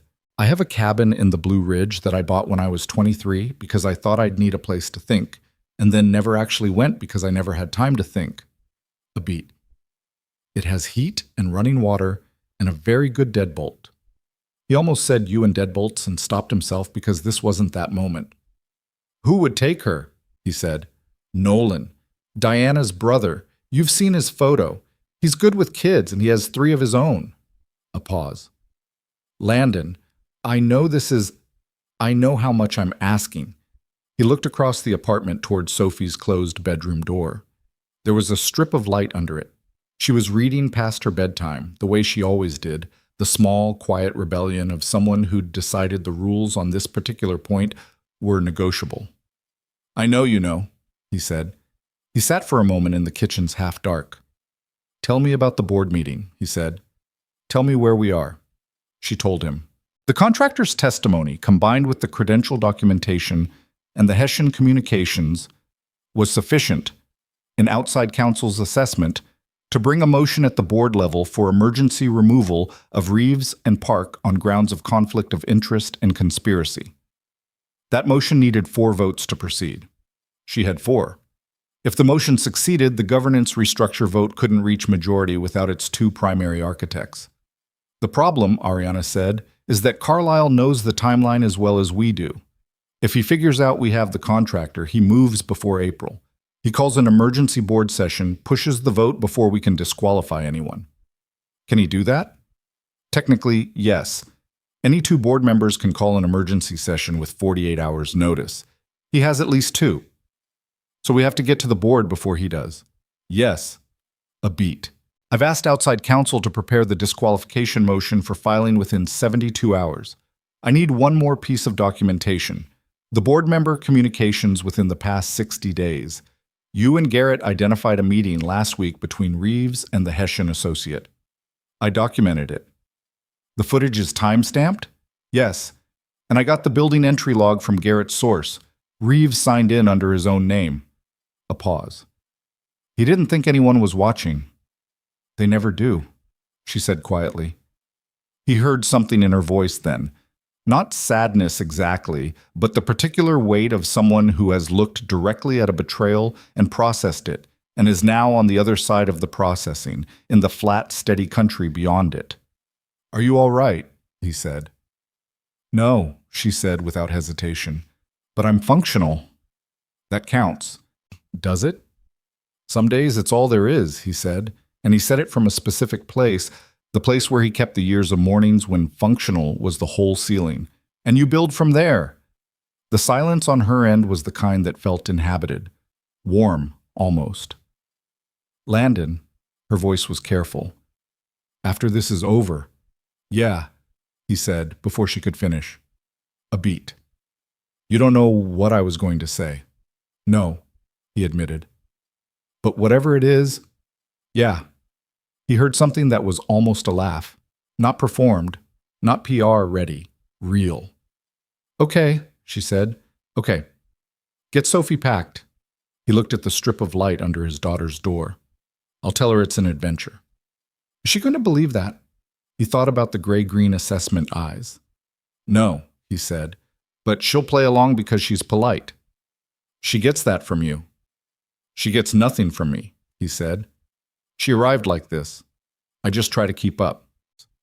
He sat in the kitchen for a few more minutes after they hung up, and then he got up and knocked on Sophie's door and went in and sat on the edge of her bed, and she put her book down with the careful, unhurried patience of someone who had been expecting this conversation and was prepared to hear it out. He told her as much of the truth as an 8-year-old needed, which was, he was helping someone, and there were some complicated people involved, and he needed her somewhere safe for a little while, and there was a cabin in the mountains with heat and running water, and Nolan, he showed her the photo, was going to take her, and it was maybe a week.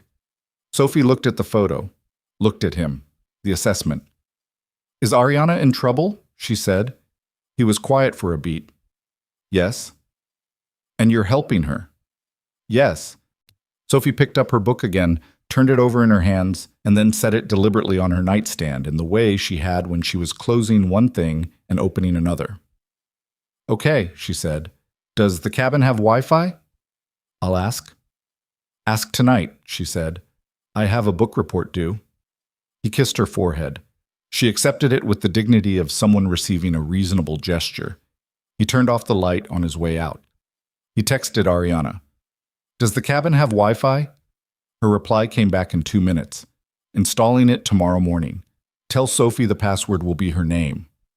He stood in the hallway of the apartment, and the building settled around him in the cold, and he looked at his phone and thought about the strip of light that had been under Sophie's door, and the cabin in the Blue Ridge, and the board meeting 11 weeks away that was now maybe 48 hours away, and the exact shape of what was coming. He went to bed and slept 4 hours and woke up at 5 in the dark and made coffee and started getting ready.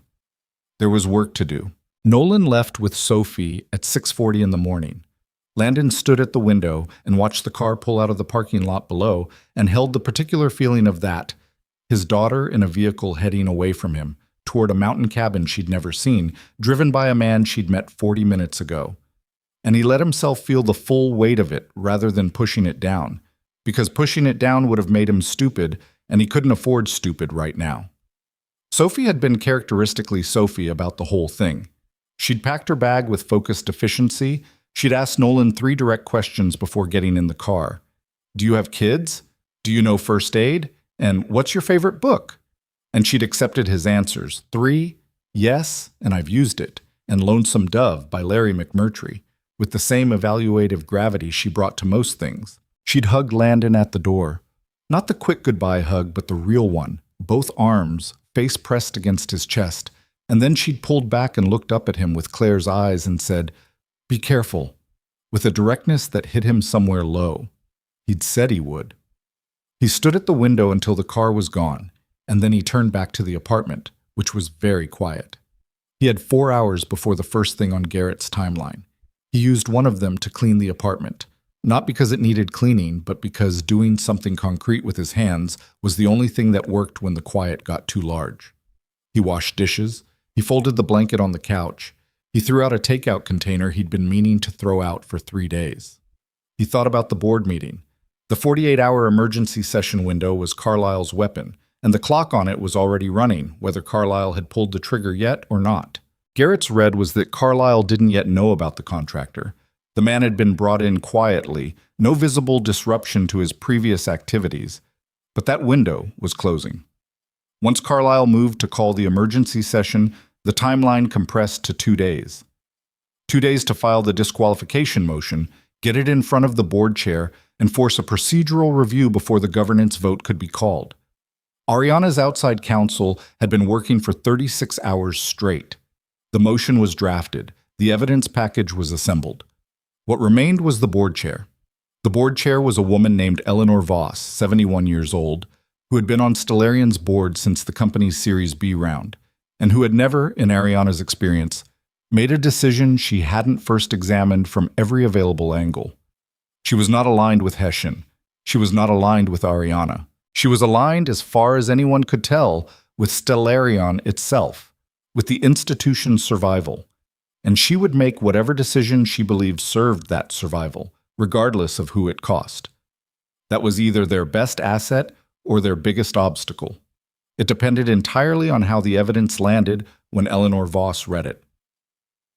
Ariana was meeting with Eleanor that afternoon. She'd arranged it through channels that bypassed the board's formal calendar. A direct call, a request that couldn't be formally ignored because Ariana was still, for the moment, the CEO. Eleanor had agreed to a private meeting at her home office. That was the tell, Ariana had said.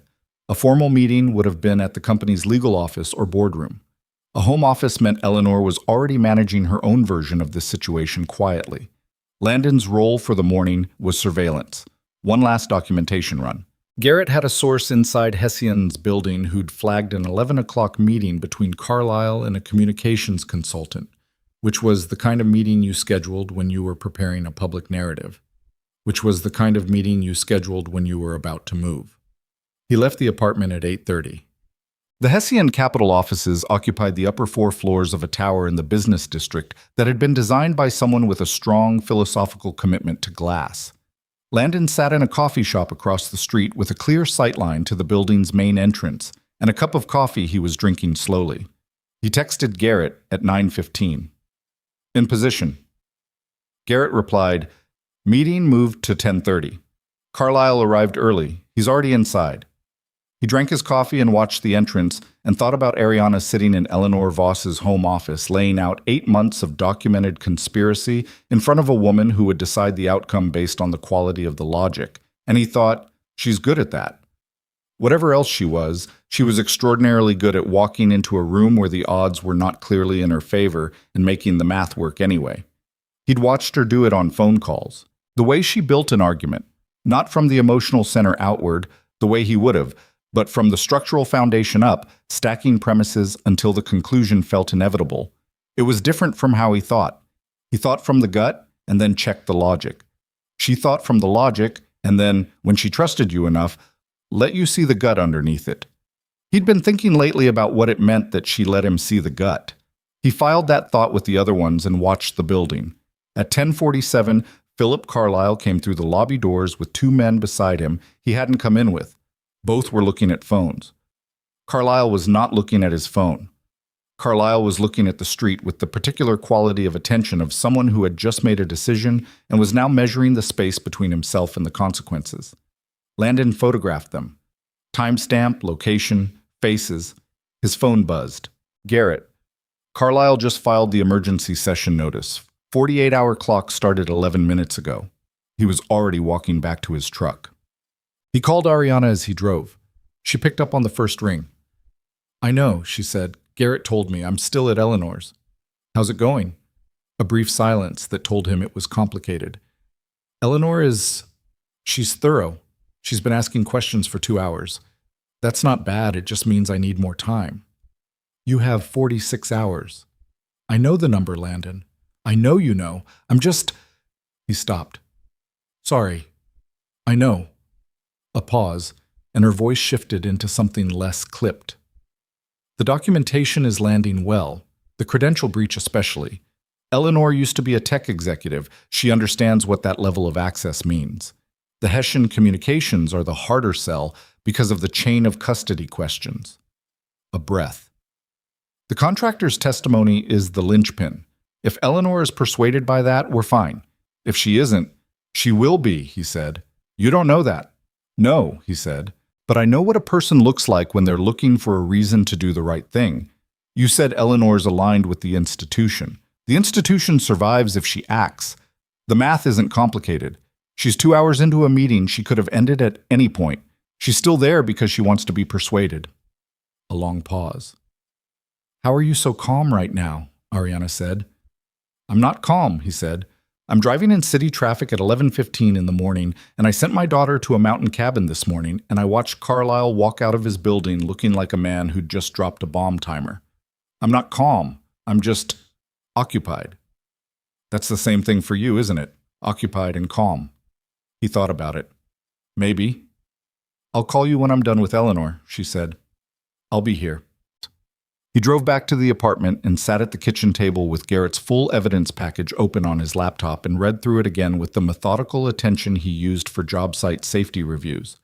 The same cognitive gear, the same willingness to find the problem rather than avoid it. He found 2 things that needed clarifying in the documentation timeline and flagged them for outside counsel. He ate a sandwich standing up at the counter.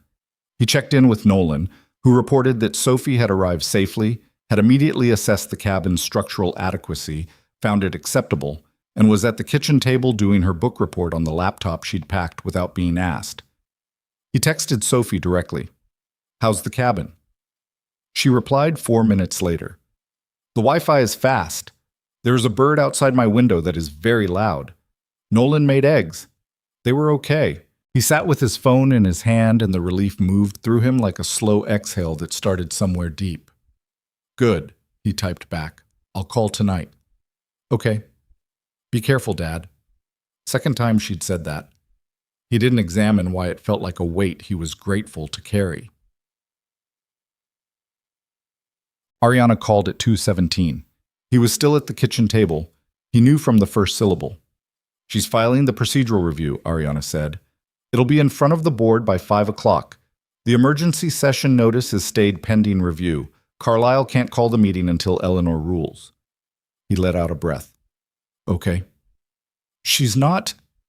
Ariana's voice had a quality he hadn't heard before, something pressed thin by the effort of containment. "She's not ruling on the merits yet. She's ruling on process, which means the disqualification motion is in play, but it's not decided." "When does she decide?" "She asked for 18 hours to review the full documentation package with her personal counsel, which means tomorrow morning.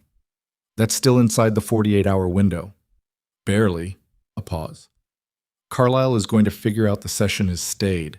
He's going to know we moved." "Does he know about the contractor?" "Not yet. Garrett says his communication traffic has been normal. No emergency contacts, no unusual outreach. But that clock is also running." He thought about the room, the pieces on the board, the angles.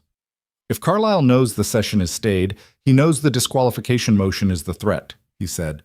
"He can't do anything about Eleanor's review. She's the chair. That's her domain. What he can do is try to neutralize the evidence before she rules." "The contractor," Ariana said. "Where is he?" "Secured. Garrett has him in a location that..." "Yes, he's secured." "The documentation package?" "Outside counsel's servers, not connected to Stellarian's network." "Garrett's source inside Hessian?" A pause. "That's the exposure point," she said quietly. He thought about it. "Does Carlisle know who the source is?" "Garrett doesn't think so. But if Carlisle starts running internal exposure analysis, which he will, because that's what you do when you know someone has your communications, he's going to look at everyone who had access. Can the source get out? Garrett's already on that." He nodded to himself. "Then the window is the same as it was this morning. Eleanor rules by tomorrow morning. Between now and then, nothing changes hands, no one moves, nobody does anything that tells Carlisle more than he already knows. That's the plan. Is it a good plan?" A beat. "It's the only plan." He looked at the kitchen wall. The apartment was very quiet without Sophie in it, a different kind of quiet than he was used to. Not the late-night quiet he'd learned to live with, but a daytime quiet that felt wrong in a cellular way. "I want to see you," he said. A silence. Then, "What?" "Not..." He stopped. Started again. "I want to be in the same room. I'm sitting in my apartment running scenarios, and you're running scenarios somewhere else, and we're going to do that until tomorrow morning, and I'd rather..." He stopped again. He wasn't doing this well. "I'm not good at waiting from a distance." A pause that had a different quality than the tactical ones. "Come here," she said. "I'm at the penthouse." "Are you sure?" "I'm sure." He was in his truck and driving 8 minutes later. The penthouse was on the 43rd floor of a building in the financial district that Landon would not, under ordinary circumstances, have any business entering. The lobby alone was the size of the apartment building he lived in. He told the desk his name, which Ariana had apparently already called ahead, and the elevator opened on a private code and took him directly up. She opened the door before he knocked. She was in dark slacks and a plain sweater, no blazer, no business armor, and she looked tired in a way she didn't bother hiding. Her hair was loose. She was holding a mug of something, and she looked at him for a moment in the doorway with an expression he couldn't fully decode. "Hi," she said. "Hi." She stepped back to let him in. The penthouse was large and impeccably arranged and had the quality of a space that had been decorated by someone with excellent taste on behalf of a person who was almost never in it. Big windows, city light, a couch that faced the view. A kitchen with a coffee maker that looked like it had been designed by engineers who took the problem very seriously. There were papers spread across the kitchen island. The evidence package, annotated in her handwriting. "You've been over it again," he said. 3 times. She set her mug down. "I keep finding things I want to strengthen. Counsel says it's ready. Counsel says it's sufficient." She looked up. "There's a difference." He looked at her. "Is there a specific thing you want to strengthen, or are you rereading it because it's the only thing you have control over right now?" She was quiet for a moment. "Both." He pulled out a stool and sat at the island. "Show me the part you're worried about." She sat across from him and showed him the section. The chain of custody on the contractor's testimony, the procedural documentation of how the evidence had been obtained, the places where a careful attorney could raise questions about methodology. He read it. She watched him read it. "What does your counsel say about these specific sections?" he said. "That they're defensible." "Then they're defensible." "Defensible in litigation. This isn't litigation, it's a board review. Eleanor doesn't need a legal standard, she needs to be convinced." Ariana looked at the pages. "She's 71 years old, and she built her career on institutional integrity. If she reads this section and feels like she's being given a technically adequate argument rather than a true one, she's going to hesitate." He thought about that. "Is it a true one?" She looked at him. "The evidence is real. The methodology was not entirely conventional. But everything in this package happened. Everything you're asserting is accurate." "Yes." "Then it's a true argument." He held her gaze. "Eleanor Voss has been in business for 50 years. She knows the difference between a lie and a complicated path to the truth. She's not going to penalize you for the path if the destination is real." Ariana looked at the pages for a long moment. "You have a way of making things sound simpler than they are," she said. "I make them sound exactly as simple as they are," he said. "You're the one making them complicated." She looked up, and something crossed her face. Not quite a smile, not one. "That was almost rude," she said. "It was honest." He paused. "You're scared, and when you're scared, you find more work to do because work feels like control. I recognize it because I do the same thing." He said it plainly, without judgment, just one person naming what he saw in another person because he'd earned the right to see it. "You've done the work. It's done. Now we wait." She was quiet for a while. "I keep thinking about Marcus," she said finally. He let her have the space for it. "I know what he did," she said. "I've read the evidence 60 times. I know what he did. I understand why he did it in the abstract. The money, the control, the deal he probably made with Carlyle. I understand all of it." She turned her mug in her hands. A pause. "We ate lunch together for 8 years. He knew my sister's name. He came to the hospital when my mother had her hip surgery 3 years ago, and he sat with me for 4 hours in that waiting room." Landon didn't say anything. "I'm not excusing it," she said quickly. "I know you're not," he said. "You're grieving it. That's different." She looked at him. "You can know someone did something unforgivable and still grieve that they weren't who you thought they were," he said. "Those things aren't in conflict. You don't have to be angry every minute to know what it deserves." A silence. Something in her face shifted, the fine-grained tension around her eyes releasing a small degree. "You've been through something like this," she said. He thought about what to say. "Not this specific thing, but losing the version of a story you thought was true." "Yes." She didn't ask more than that. She understood the shape of what he wasn't saying. They stayed at the kitchen island for another hour, not going through the evidence package again, mostly just talking. About the board meeting, about Eleanor, about the things on the other side of this that neither of them had let themselves think about clearly because it required the belief that there was an other side. At some point, the conversation shifted away from all of it, the way it occasionally did, into the smaller, cleaner territory of ordinary things. She asked about Sophie's book report. He told her Sophie had chosen to write about a novel that technically wasn't on the approved list, but had made a compelling argument to Mrs. Hallstrom that her thematic analysis was more rigorous than the assigned text would have produced. "She's 8, Ariana said. "I know." Did she actually make the argument out loud to the teacher? Written note, 2 paragraphs. She included a citation. Ariana put her face in her hands in a way that was unmistakably delighted. "I didn't raise her to do that," Landon said. "She arrived like that. I'm just the person who keeps her clothed and fed." "You're more than that," Ariana said, and she said it directly, without the qualifying softness that people sometimes added to things like that. Not a compliment designed to receive something back. Just a fact, stated. He looked at her across the island. "I know," he said. "I'm getting better at knowing that." She held his gaze for a moment, then looked at the window, at the city below, and something about her face in that moment, the tiredness and the worry, and underneath it the specific quality of someone who had done the right thing and was waiting to find out if it would be enough, made him want to say something he wasn't going to say tonight because tonight was not the right time. He stored it for later. He was getting more certain that later existed. "You should sleep," he said. "I won't." "Try anyway." She walked him to the door. She was going to say something. He could see the shape of it forming. And then she looked at him, and what she actually said was, "Thank you for coming." "Yeah," he said. "Not just tonight. For all of it." She looked at him steadily. "I know what it cost you. I know what you put on the line. I want you to know that I—" She stopped, reorganized.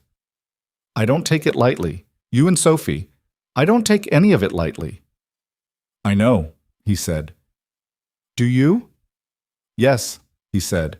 "I know because you said it like it mattered to you, and you don't say things like that to cover the space. You say them when they're true." She was quiet for a moment with that. "Go home," she said. "Get some sleep." He went home. He did not get much sleep, but he got some, and the apartment was quiet in its wrong daytime way, and he lay in the dark and thought about tomorrow. Eleanor Voss filed her ruling at 8:53 the next morning. Landon read it in Garrett's summary. The disqualification motion was approved for board consideration on grounds of sufficient documented evidence of conflict of interest. Board members Reeves and Park were suspended from voting privileges pending a full governance review. The emergency session called by their proxy was invalidated on procedural grounds. He sat at the kitchen table and read it twice. Then he called Ariana. She answered before the first ring completed, which meant she'd been watching her phone. Her voice, when she spoke, had a quality he'd never heard in it before.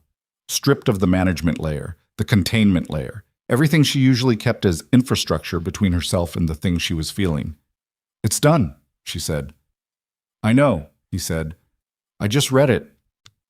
A silence that had nothing in it except the specific texture of relief, which was different from joy, quieter, heavier, more like a structure that had been holding weight finally being able to rest. "It's not completely done," she said, pulling herself back to the operational frame. "The board meeting still happens. The vote still happens. We still have to—" "Ariana," he said. "What?" "Stop for 1 minute." She stopped. "It's done," he said again, gentler this time. "Take 1 minute." A long pause. "Okay," she said quietly.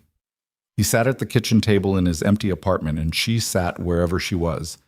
And they were both quiet for 60 seconds, which was not very long and was also, given everything, exactly enough.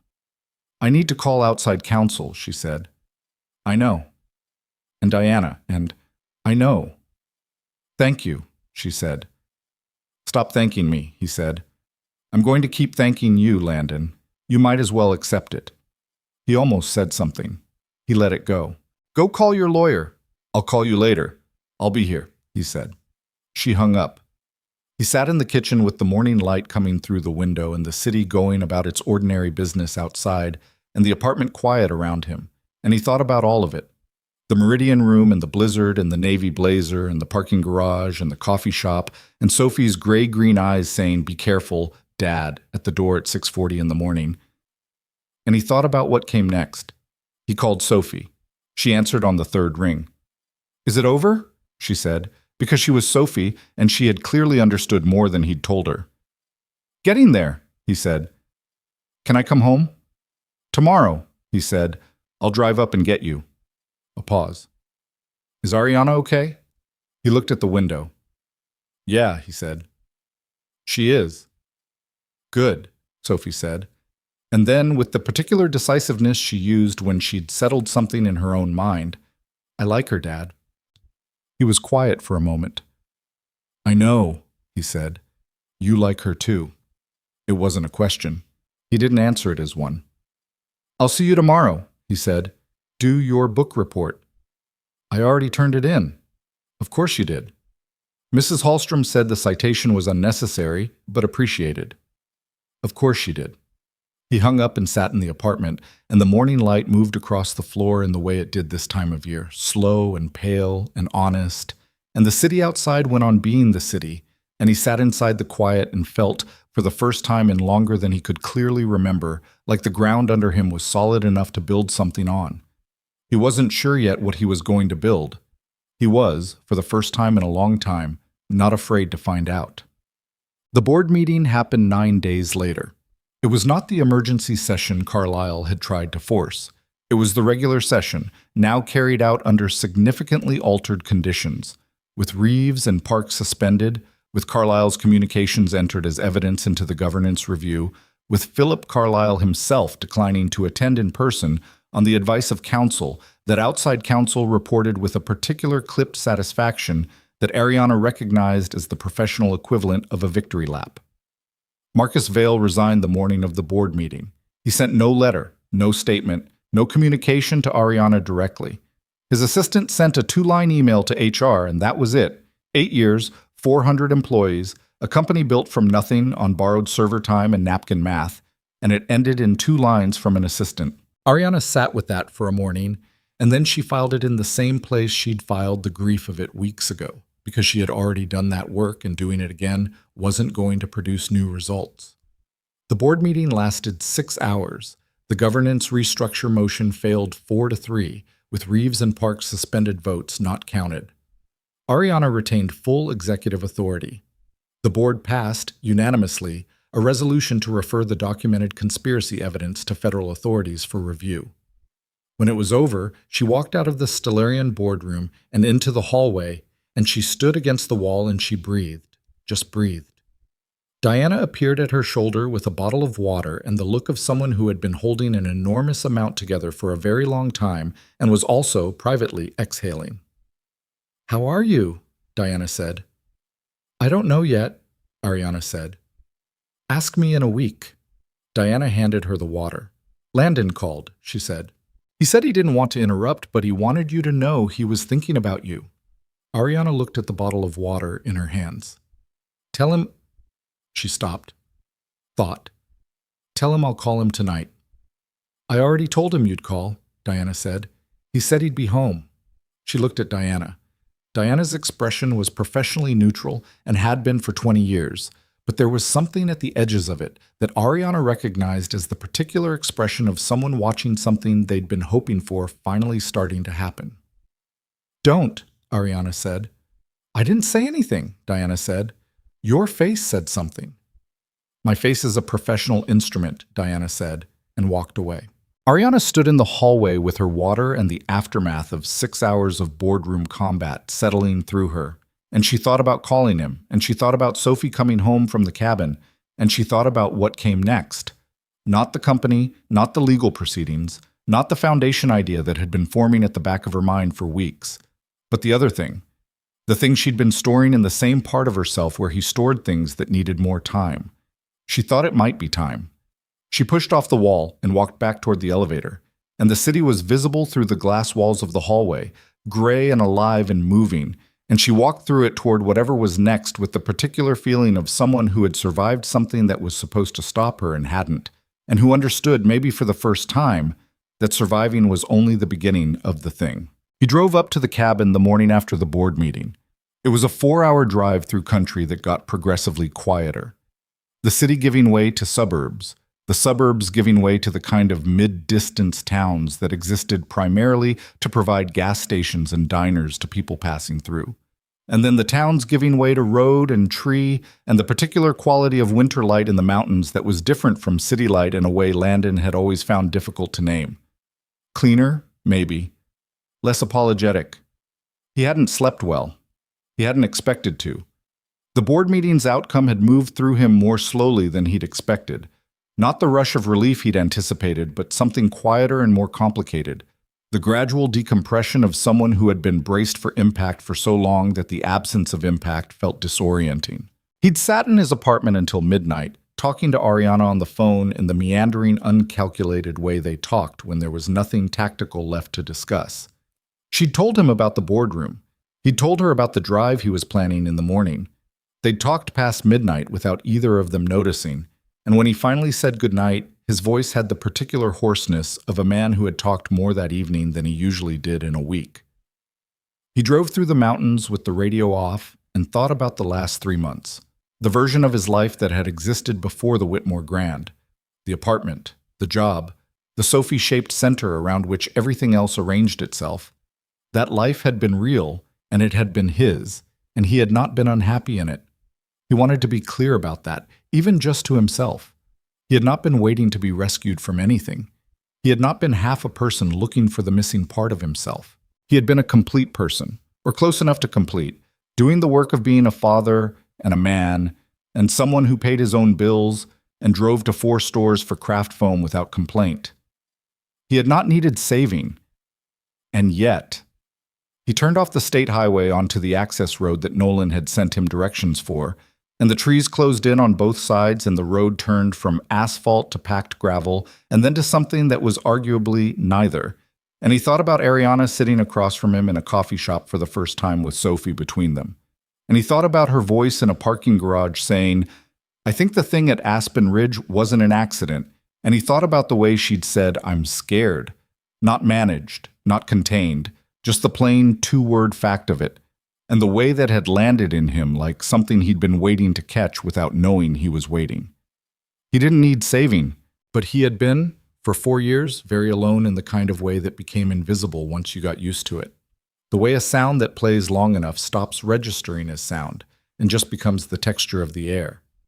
He had stopped registering his own loneliness. She had made him hear it again, without meaning to, just by being the kind of person she was. Sharp and scared and brilliant and imperfect. Someone who said things that were true rather than things that were easy. Someone who could sit in a parking garage at 10:30 at night because the penthouse felt like a box and the city felt unmanageable. And sometimes the only honest response to your life is to drive until you feel like a person again. He understood that. He understood it specifically, not theoretically. He had driven those drives. The cabin appeared around a bend in the road. It was smaller than he'd imagined from Ariana's description, which was to say it was modest rather than the rustic mountain estate the words, "I bought it at 23" had suggested. Weathered gray wood siding. A porch that ran the front width with 2 chairs on it that had not been sat in recently. A window on the upper floor with a lamp on in it, visible even in daylight. 2 cars in the clearing in front. Nolan's rental and a second vehicle that had been arranged for the week. Sophie appeared on the porch before he'd fully parked. She had her coat on, unzipped in the way he'd been asking her not to unzip it since October, and her hair was doing the thing it did when she'd been inside for several days and hadn't been attending to it, which was a state of benign chaos that she claimed she didn't care about and which Landon suspected was partially accurate. She stood on the porch steps and watched him park with the gray-green eyes and the particular stillness she had when she was managing a feeling she wasn't going to let herself show before she'd assessed the situation. He got out of the truck. She came down the steps and crossed the clearing at a pace that was technically not running but was not quite walking either, and she hit him at about sternum height and held on, and he put both arms around her and held her back, and neither of them said anything for a moment because neither of them needed to. "Hi," he said into the top of her head. "Hi," she said into his coat. They stayed like that for a moment that was long enough to be honest about what it was. Then Sophie pulled back and looked up at him with the assessment eyes. "You look tired." "I am tired." "Did it work?" "Yes," he said. "It worked." She nodded once, with the gravity of someone receiving a report they'd commissioned and find satisfactory. "Good," she said. "Nolan made pancakes this morning. There are leftovers. Are they good?" "Better than yours," she said, and went back up the porch steps. They stayed at the cabin one more night, which was not the plan, but which became the plan organically when Landon sat down on the porch in the afternoon with a cup of coffee and looked at the mountains and felt, for the first time in 3 months, no particular urgency about being anywhere else. Nolan, who had the quiet, self-contained quality of someone who had spent years knowing when his presence was needed and when it wasn't, made dinner and then occupied the upper floor with efficient invisibility. Sophie, who had apparently spent the week establishing a relationship with the very loud bird she'd mentioned in her text, spent an hour in the late afternoon sitting on the porch railing in a coat she had finally fully zipped, watching the tree line and explaining to Landon, with the authority of someone who had done research, that the bird was a Steller's jay, and it was not actually being aggressive, it was communicating, and the distinction mattered. "I know," Landon said. "Most people think it's being mean," she said, "but it's just loud. That's different." He looked at her. "When did you become an expert on Steller's jays?" "Tuesday," she said. "I had time." A pause. "Nolan has a bird book." "Nolan has a bird book. He has 3 kids. They like birds." She watched the tree line. "Dad?" "Yeah." "Are you going to keep helping Ariana? After all this?" He considered the question as it deserved to be considered. "I think so. Not the same way, just she's a person in my life now. I think she is." Sophie was quiet for a moment. "She's a person in my life too," she said carefully, not making it more than it was. "I know," he said. "I want her to stay," Sophie said, and she said it the way she said most things that were true and important to her. Directly, without drama, looking at the trees rather than at him, giving him the space to receive it without making it a moment. He sat with it. "So do I," he said. Sophie didn't respond to that. She watched her jay, which had reappeared in the lower branches of a pine, announcing itself loudly and without apology. She pulled her coat tighter against the mountain cold, and Landon sat beside her in the late afternoon light, and neither of them said anything more about it, because it had been said, and in this family saying the thing once was enough. Ariana came to the apartment 2 weeks after the board meeting.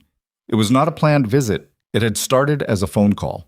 Landon calling to report that the federal referral had moved forward, that Carlisle had been contacted by investigators, that outside counsel was satisfied with the direction of the legal proceedings, and somewhere in the middle of it she'd said, "I want to see you," with the directness she had when she'd decided something, and he'd said, "Come over," and 40 minutes later she was at his door. She looked different than the last time he'd seen her in person, which had been the penthouse in the 48 hours before the board meeting. The compressed spring quality was gone. She was still herself, still the particular brand of alert that seemed to be structural rather than situational. But the edge that had been underneath everything for months, the edge of a person braced and braced and bracing, had softened into something else. She was wearing jeans and a plain jacket, and she had a bag that appeared to contain takeout containers from a Thai place he actually liked, which told him either she'd done research or she'd gotten lucky.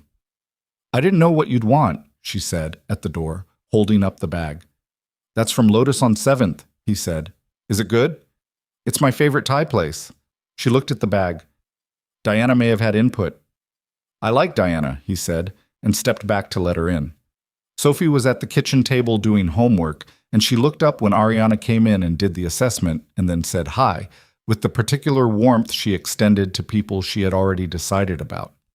Ariana said hi back and asked about the book report, and Sophie said Mrs. Hallstrom had returned it with a comment that said, "Unconventional but well argued," which Sophie had decided to interpret as a compliment, and Ariana said she thought that was exactly right. They ate dinner at the kitchen table, all 3 of them, takeout containers open in the middle, and the conversation moved the way it did when people didn't need to perform comfort because the comfort was already there. Sophie talked about a project on ecosystems she was starting, distinct from the previous diorama. This one focused on rainforest layers and already involving plans for a 3-dimensional structure that Landon had quietly begun dreading. Ariana asked intelligent questions about the canopy layer versus the understory, and Sophie was visibly pleased at the precision of the engagement. At some point, Landon looked up from his food and caught Ariana looking at him in the particular way she had when she thought he wasn't watching. a look that was direct and a little unguarded, and that she quickly redirected to her food when she realized he'd seen it. He didn't say anything. He filed it with the other things he was ready to say. After dinner, Sophie announced that she was going to do another 30 minutes of homework and then read, which was her way of giving notice that she was removing herself from the conversation, which Landon recognized as an act of social grace from an 8-year-old and filed under evidence that she was, in fact, going to be fine in the world. He and Ariana sat on the couch with the television not on and the city outside doing its city things, and the apartment warm and slightly cluttered in the comfortable way it got when someone actually lived in it, and for a while neither of them said anything, which was something they had both gotten good at. The comfortable kind of not speaking, the kind that meant neither person was waiting for the other one to fill the space. "I've been thinking about something," she said. "I know." She looked at him. "You can't know. I haven't said it yet." "You've been thinking about it for a while," he said. "You get a specific expression." "What expression?" "Like you're running an argument and the argument keeps coming out the same way and you're deciding whether to trust it." She was quiet for a moment. "That's uncomfortably accurate." "I know." She turned toward him slightly, the way she did when she was going to say a real thing. "I've been thinking about the foundation." He waited. "The idea I've had. Emergency response training for the public, childcare assistance for single parents, financial support for families in crisis." She looked at her hands. "I've been running the numbers and the structure and I know how to build it. That part's straightforward. I've built things before. But the part I keep coming back to is the why." She paused. "I've built things for strategy before, for market position, for the story it tells about the company. This is the first thing I've wanted to build because it matters regardless of what it does for me." "I know that," he said. "I know you know." She looked at him steadily. "I want you to be involved. Not as a figurehead, not as the human interest story. I want you to help design the emergency response training component. You know things that I don't know and that most people in my world don't know. You've been the person who shows up first. You know what that actually looks like and what it costs." He sat with that. "I have a job," he said. "I know." "And Sophie." "I know. I'm not asking you to change your life." A pause. "I'm asking if there's room in your life for this." He looked at the window. Thought about Sophie's Stellar's J and its loud, unapologetic communication. Thought about the drive up the mountain, the gravel road, the way the trees closed in. Thought about the 4 stores for craft foam and the hot chocolate in the coffee shop and the phone calls at midnight and the sound of her voice in a parking garage and all the accumulated weight of the last 3 months, which was the heaviest and most alive he'd felt since Claire. "There's room," he said. She nodded slowly, processing. "There's something else," he said. She looked at him. "I want to say the thing I've been not saying." He said it plainly because he was not good at build-up and because she deserved the plain version.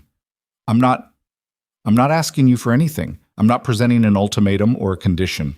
I'm just saying it because it's true, and I've been deciding whether to trust it for a while now." He looked at her. "I'm in love with you. I've known it for about 6 weeks. I didn't say it because the timing was wrong and because you had enough to manage, and because I needed to be sure it wasn't, that it was what it actually is, and not just the situation, that it wasn't the adrenaline or the proximity or the shared crisis." He paused. "It's not any of those things. It's you. Specifically you." Ariana was very still. "It's the way you said you didn't know yet when I asked why you kept picking up," he said.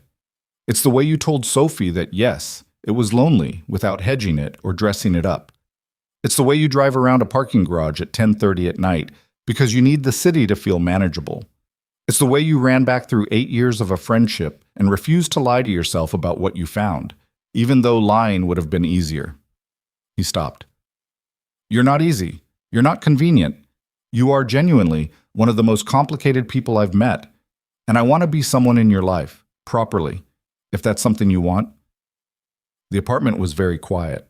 Ariana looked at him for a long moment, and he watched her face move through things the way it moved through things when she wasn't managing it. Not performed, not composed for an audience, just a person who had been surprised by something in the direction they'd hoped for and was catching up to it. "I've been in love with you," she said, "since you told me you'd left your jacket on purpose." He blinked. "I didn't say I left it on purpose." "You said you didn't go back for it." The smallest lift at the corner of her mouth. "Same thing. You walked away from a blizzard without looking back. Into the storm. I'd never seen anyone do that."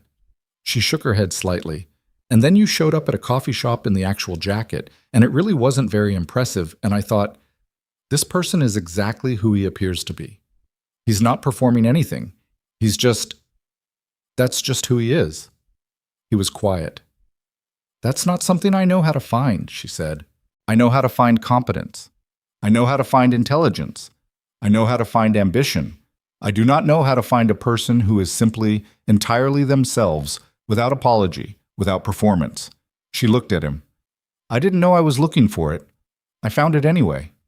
He reached out and took her hand, not dramatically, not in the performed way of a gesture designed to be remembered. He just reached across the couch and took her hand, and she let him, and they sat in the apartment with the city outside and the quiet inside, and Sophie in the next room doing homework on an ordinary Thursday evening, and it was not cinematic, it was not polished, it was imperfect in every logistical way. A single father with a bad carpet and a water heater that needed replacing. A billionaire who didn't know how to stop working long enough to want something for herself, and 8 years of separate grief between them, and 1,000 unresolved practical questions about what this looked like in the real world. But his hand around hers was warm and certain, and it meant what it meant. That was enough for right now. The foundation launched 7 months later. Ariana named it the First Response Foundation, and the name was plain in the way she'd been learning to let things be plain. No branding exercise, no consultant suggestion, just the accurate description of the thing it was for. The gala opening was held in a ballroom that was considerably less fraught than the last ballroom any of them had been in together. And Ariana stood at the podium and spoke without notes because she'd decided she was done speaking from prepared text about things she actually meant. She talked about the work the foundation would do, funding emergency response training programs in underserved communities, building childcare support networks for single parents who were surviving on the narrow edge between staying afloat and going under, creating emergency financial assistance for families in crisis who fell through the gaps of every existing system. She talked about the gap between the people who knew how to help and the situations that needed help, and how most of that gap wasn't a gap in intention, but a gap in training and resources and the simple practical infrastructure of showing up. She did not tell the story of the Meridian Room. She didn't reference Aspen Ridge or the blizzard or the man in the navy blazer. She had decided that was a private story, not a brand narrative, and that the foundation would stand on what it was rather than on the story of how it came to be.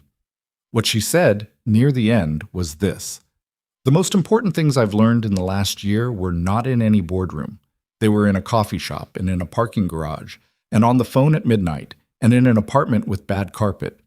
They were taught to me, mostly without anyone intending to teach me, by a man who rushes toward emergencies and an 8-year-old girl who tells the truth without permission." She paused. "I built companies because I wanted to build something that lasted. I understand now that the things that last aren't the structures. They're the people inside them. If this foundation does one thing, I want it to be this: remind people that showing up is not extraordinary. It should be ordinary. It can be ordinary if we decide to build a world where the tools are available. That's what we're here to build." Landon, sitting in the third row with Sophie beside him, did not look like a man at a gala. He was wearing a jacket that was better than the navy blazer, but still not trying very hard. And Sophie was in a dress she had agreed to under negotiated conditions that had included a later bedtime and full approval over the restaurant they went to afterward. And he watched Ariana at the podium and felt something that he had no interest in reducing to language because language would have made it smaller. Sophie leaned against his arm. "She's good at this," she said quietly. "Yeah," he said, "but she's better in the coffee shop." He looked down at her, the gray-green eyes, direct and sure. He thought about Claire, the way he still thought about Claire, not with the raw edge of the early years, but with the particular quality of a love that had become part of his structure rather than part of his wound. He thought about what Claire would have made of all this. The Whitmore Grand, the parking garage, Ariana's hand in his on an ordinary Thursday, the foundation's name in plain letters on a banner over a stage. He thought Claire would have been unsurprised.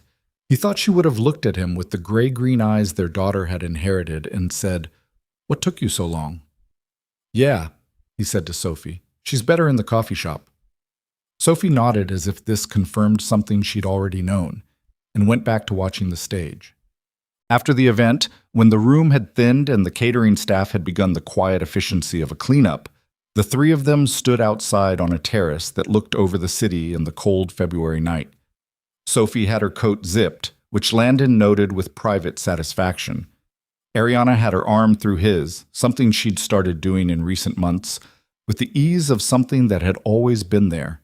And the city below them was doing what the city always did, moving, breathing, indifferent and enormous and full of people going about the ordinary work of their lives. "Can we get burgers?" Sophie said. Ariana looked at her. "After a gala dinner?"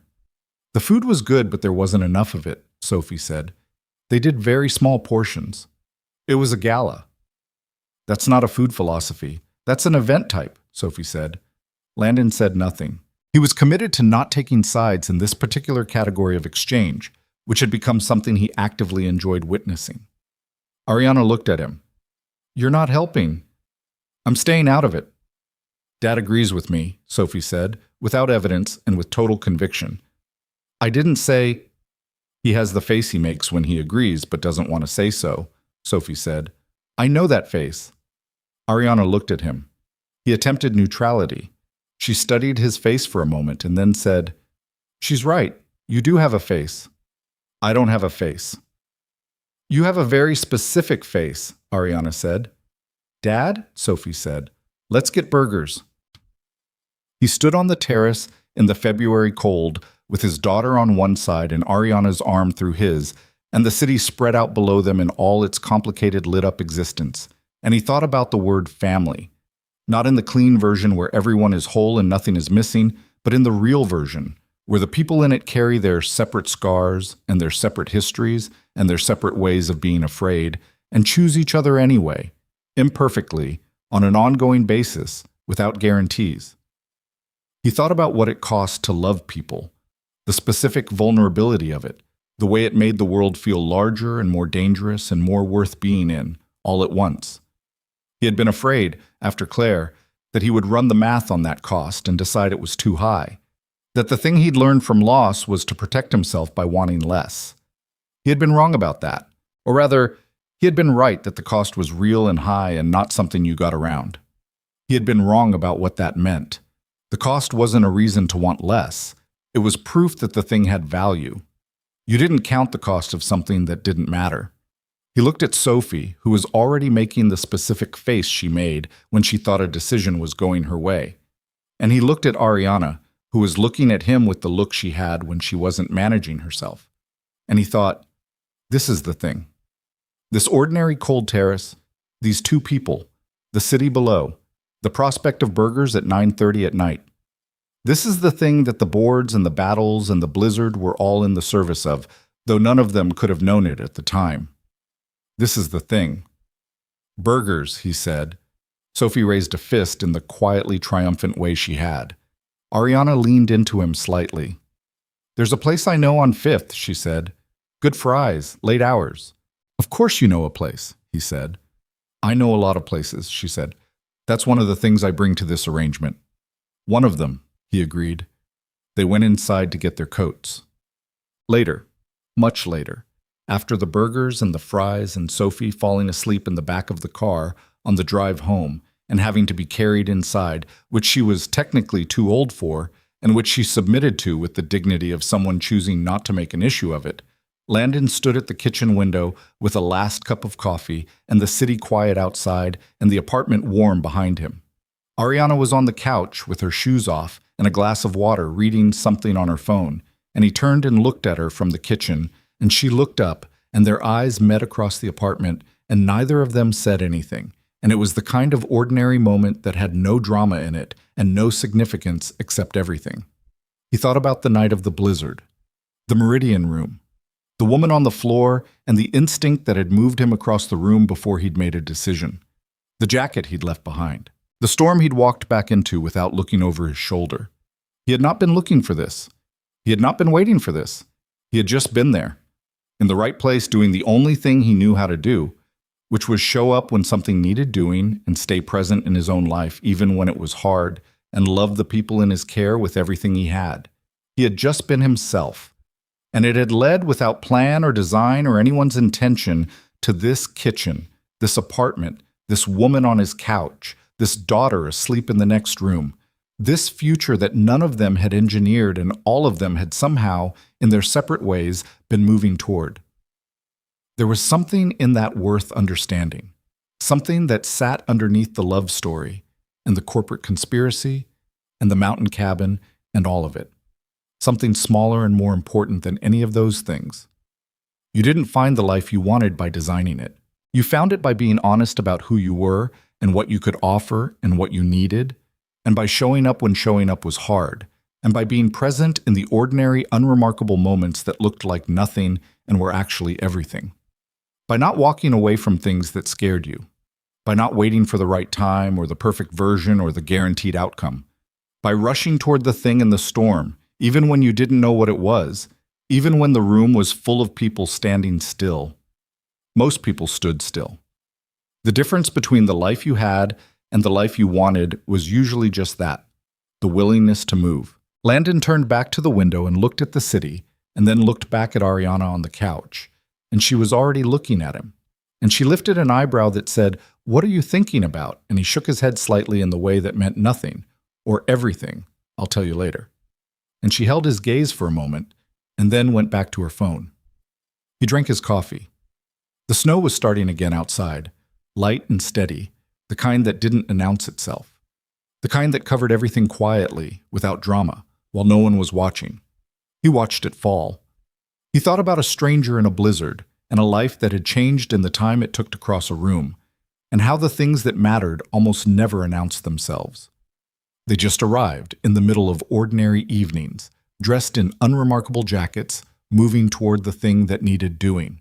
He thought, I have been the luckiest unlucky man alive. He thought, Sophie's going to ask for a dog next. He finished his coffee, rinsed the cup, and went to sit beside Ariana on the couch. And she moved over without being asked and leaned into him without ceremony. And the city outside kept going, and the snow kept falling, and the apartment held them all in its imperfect walls. It was not a perfect life.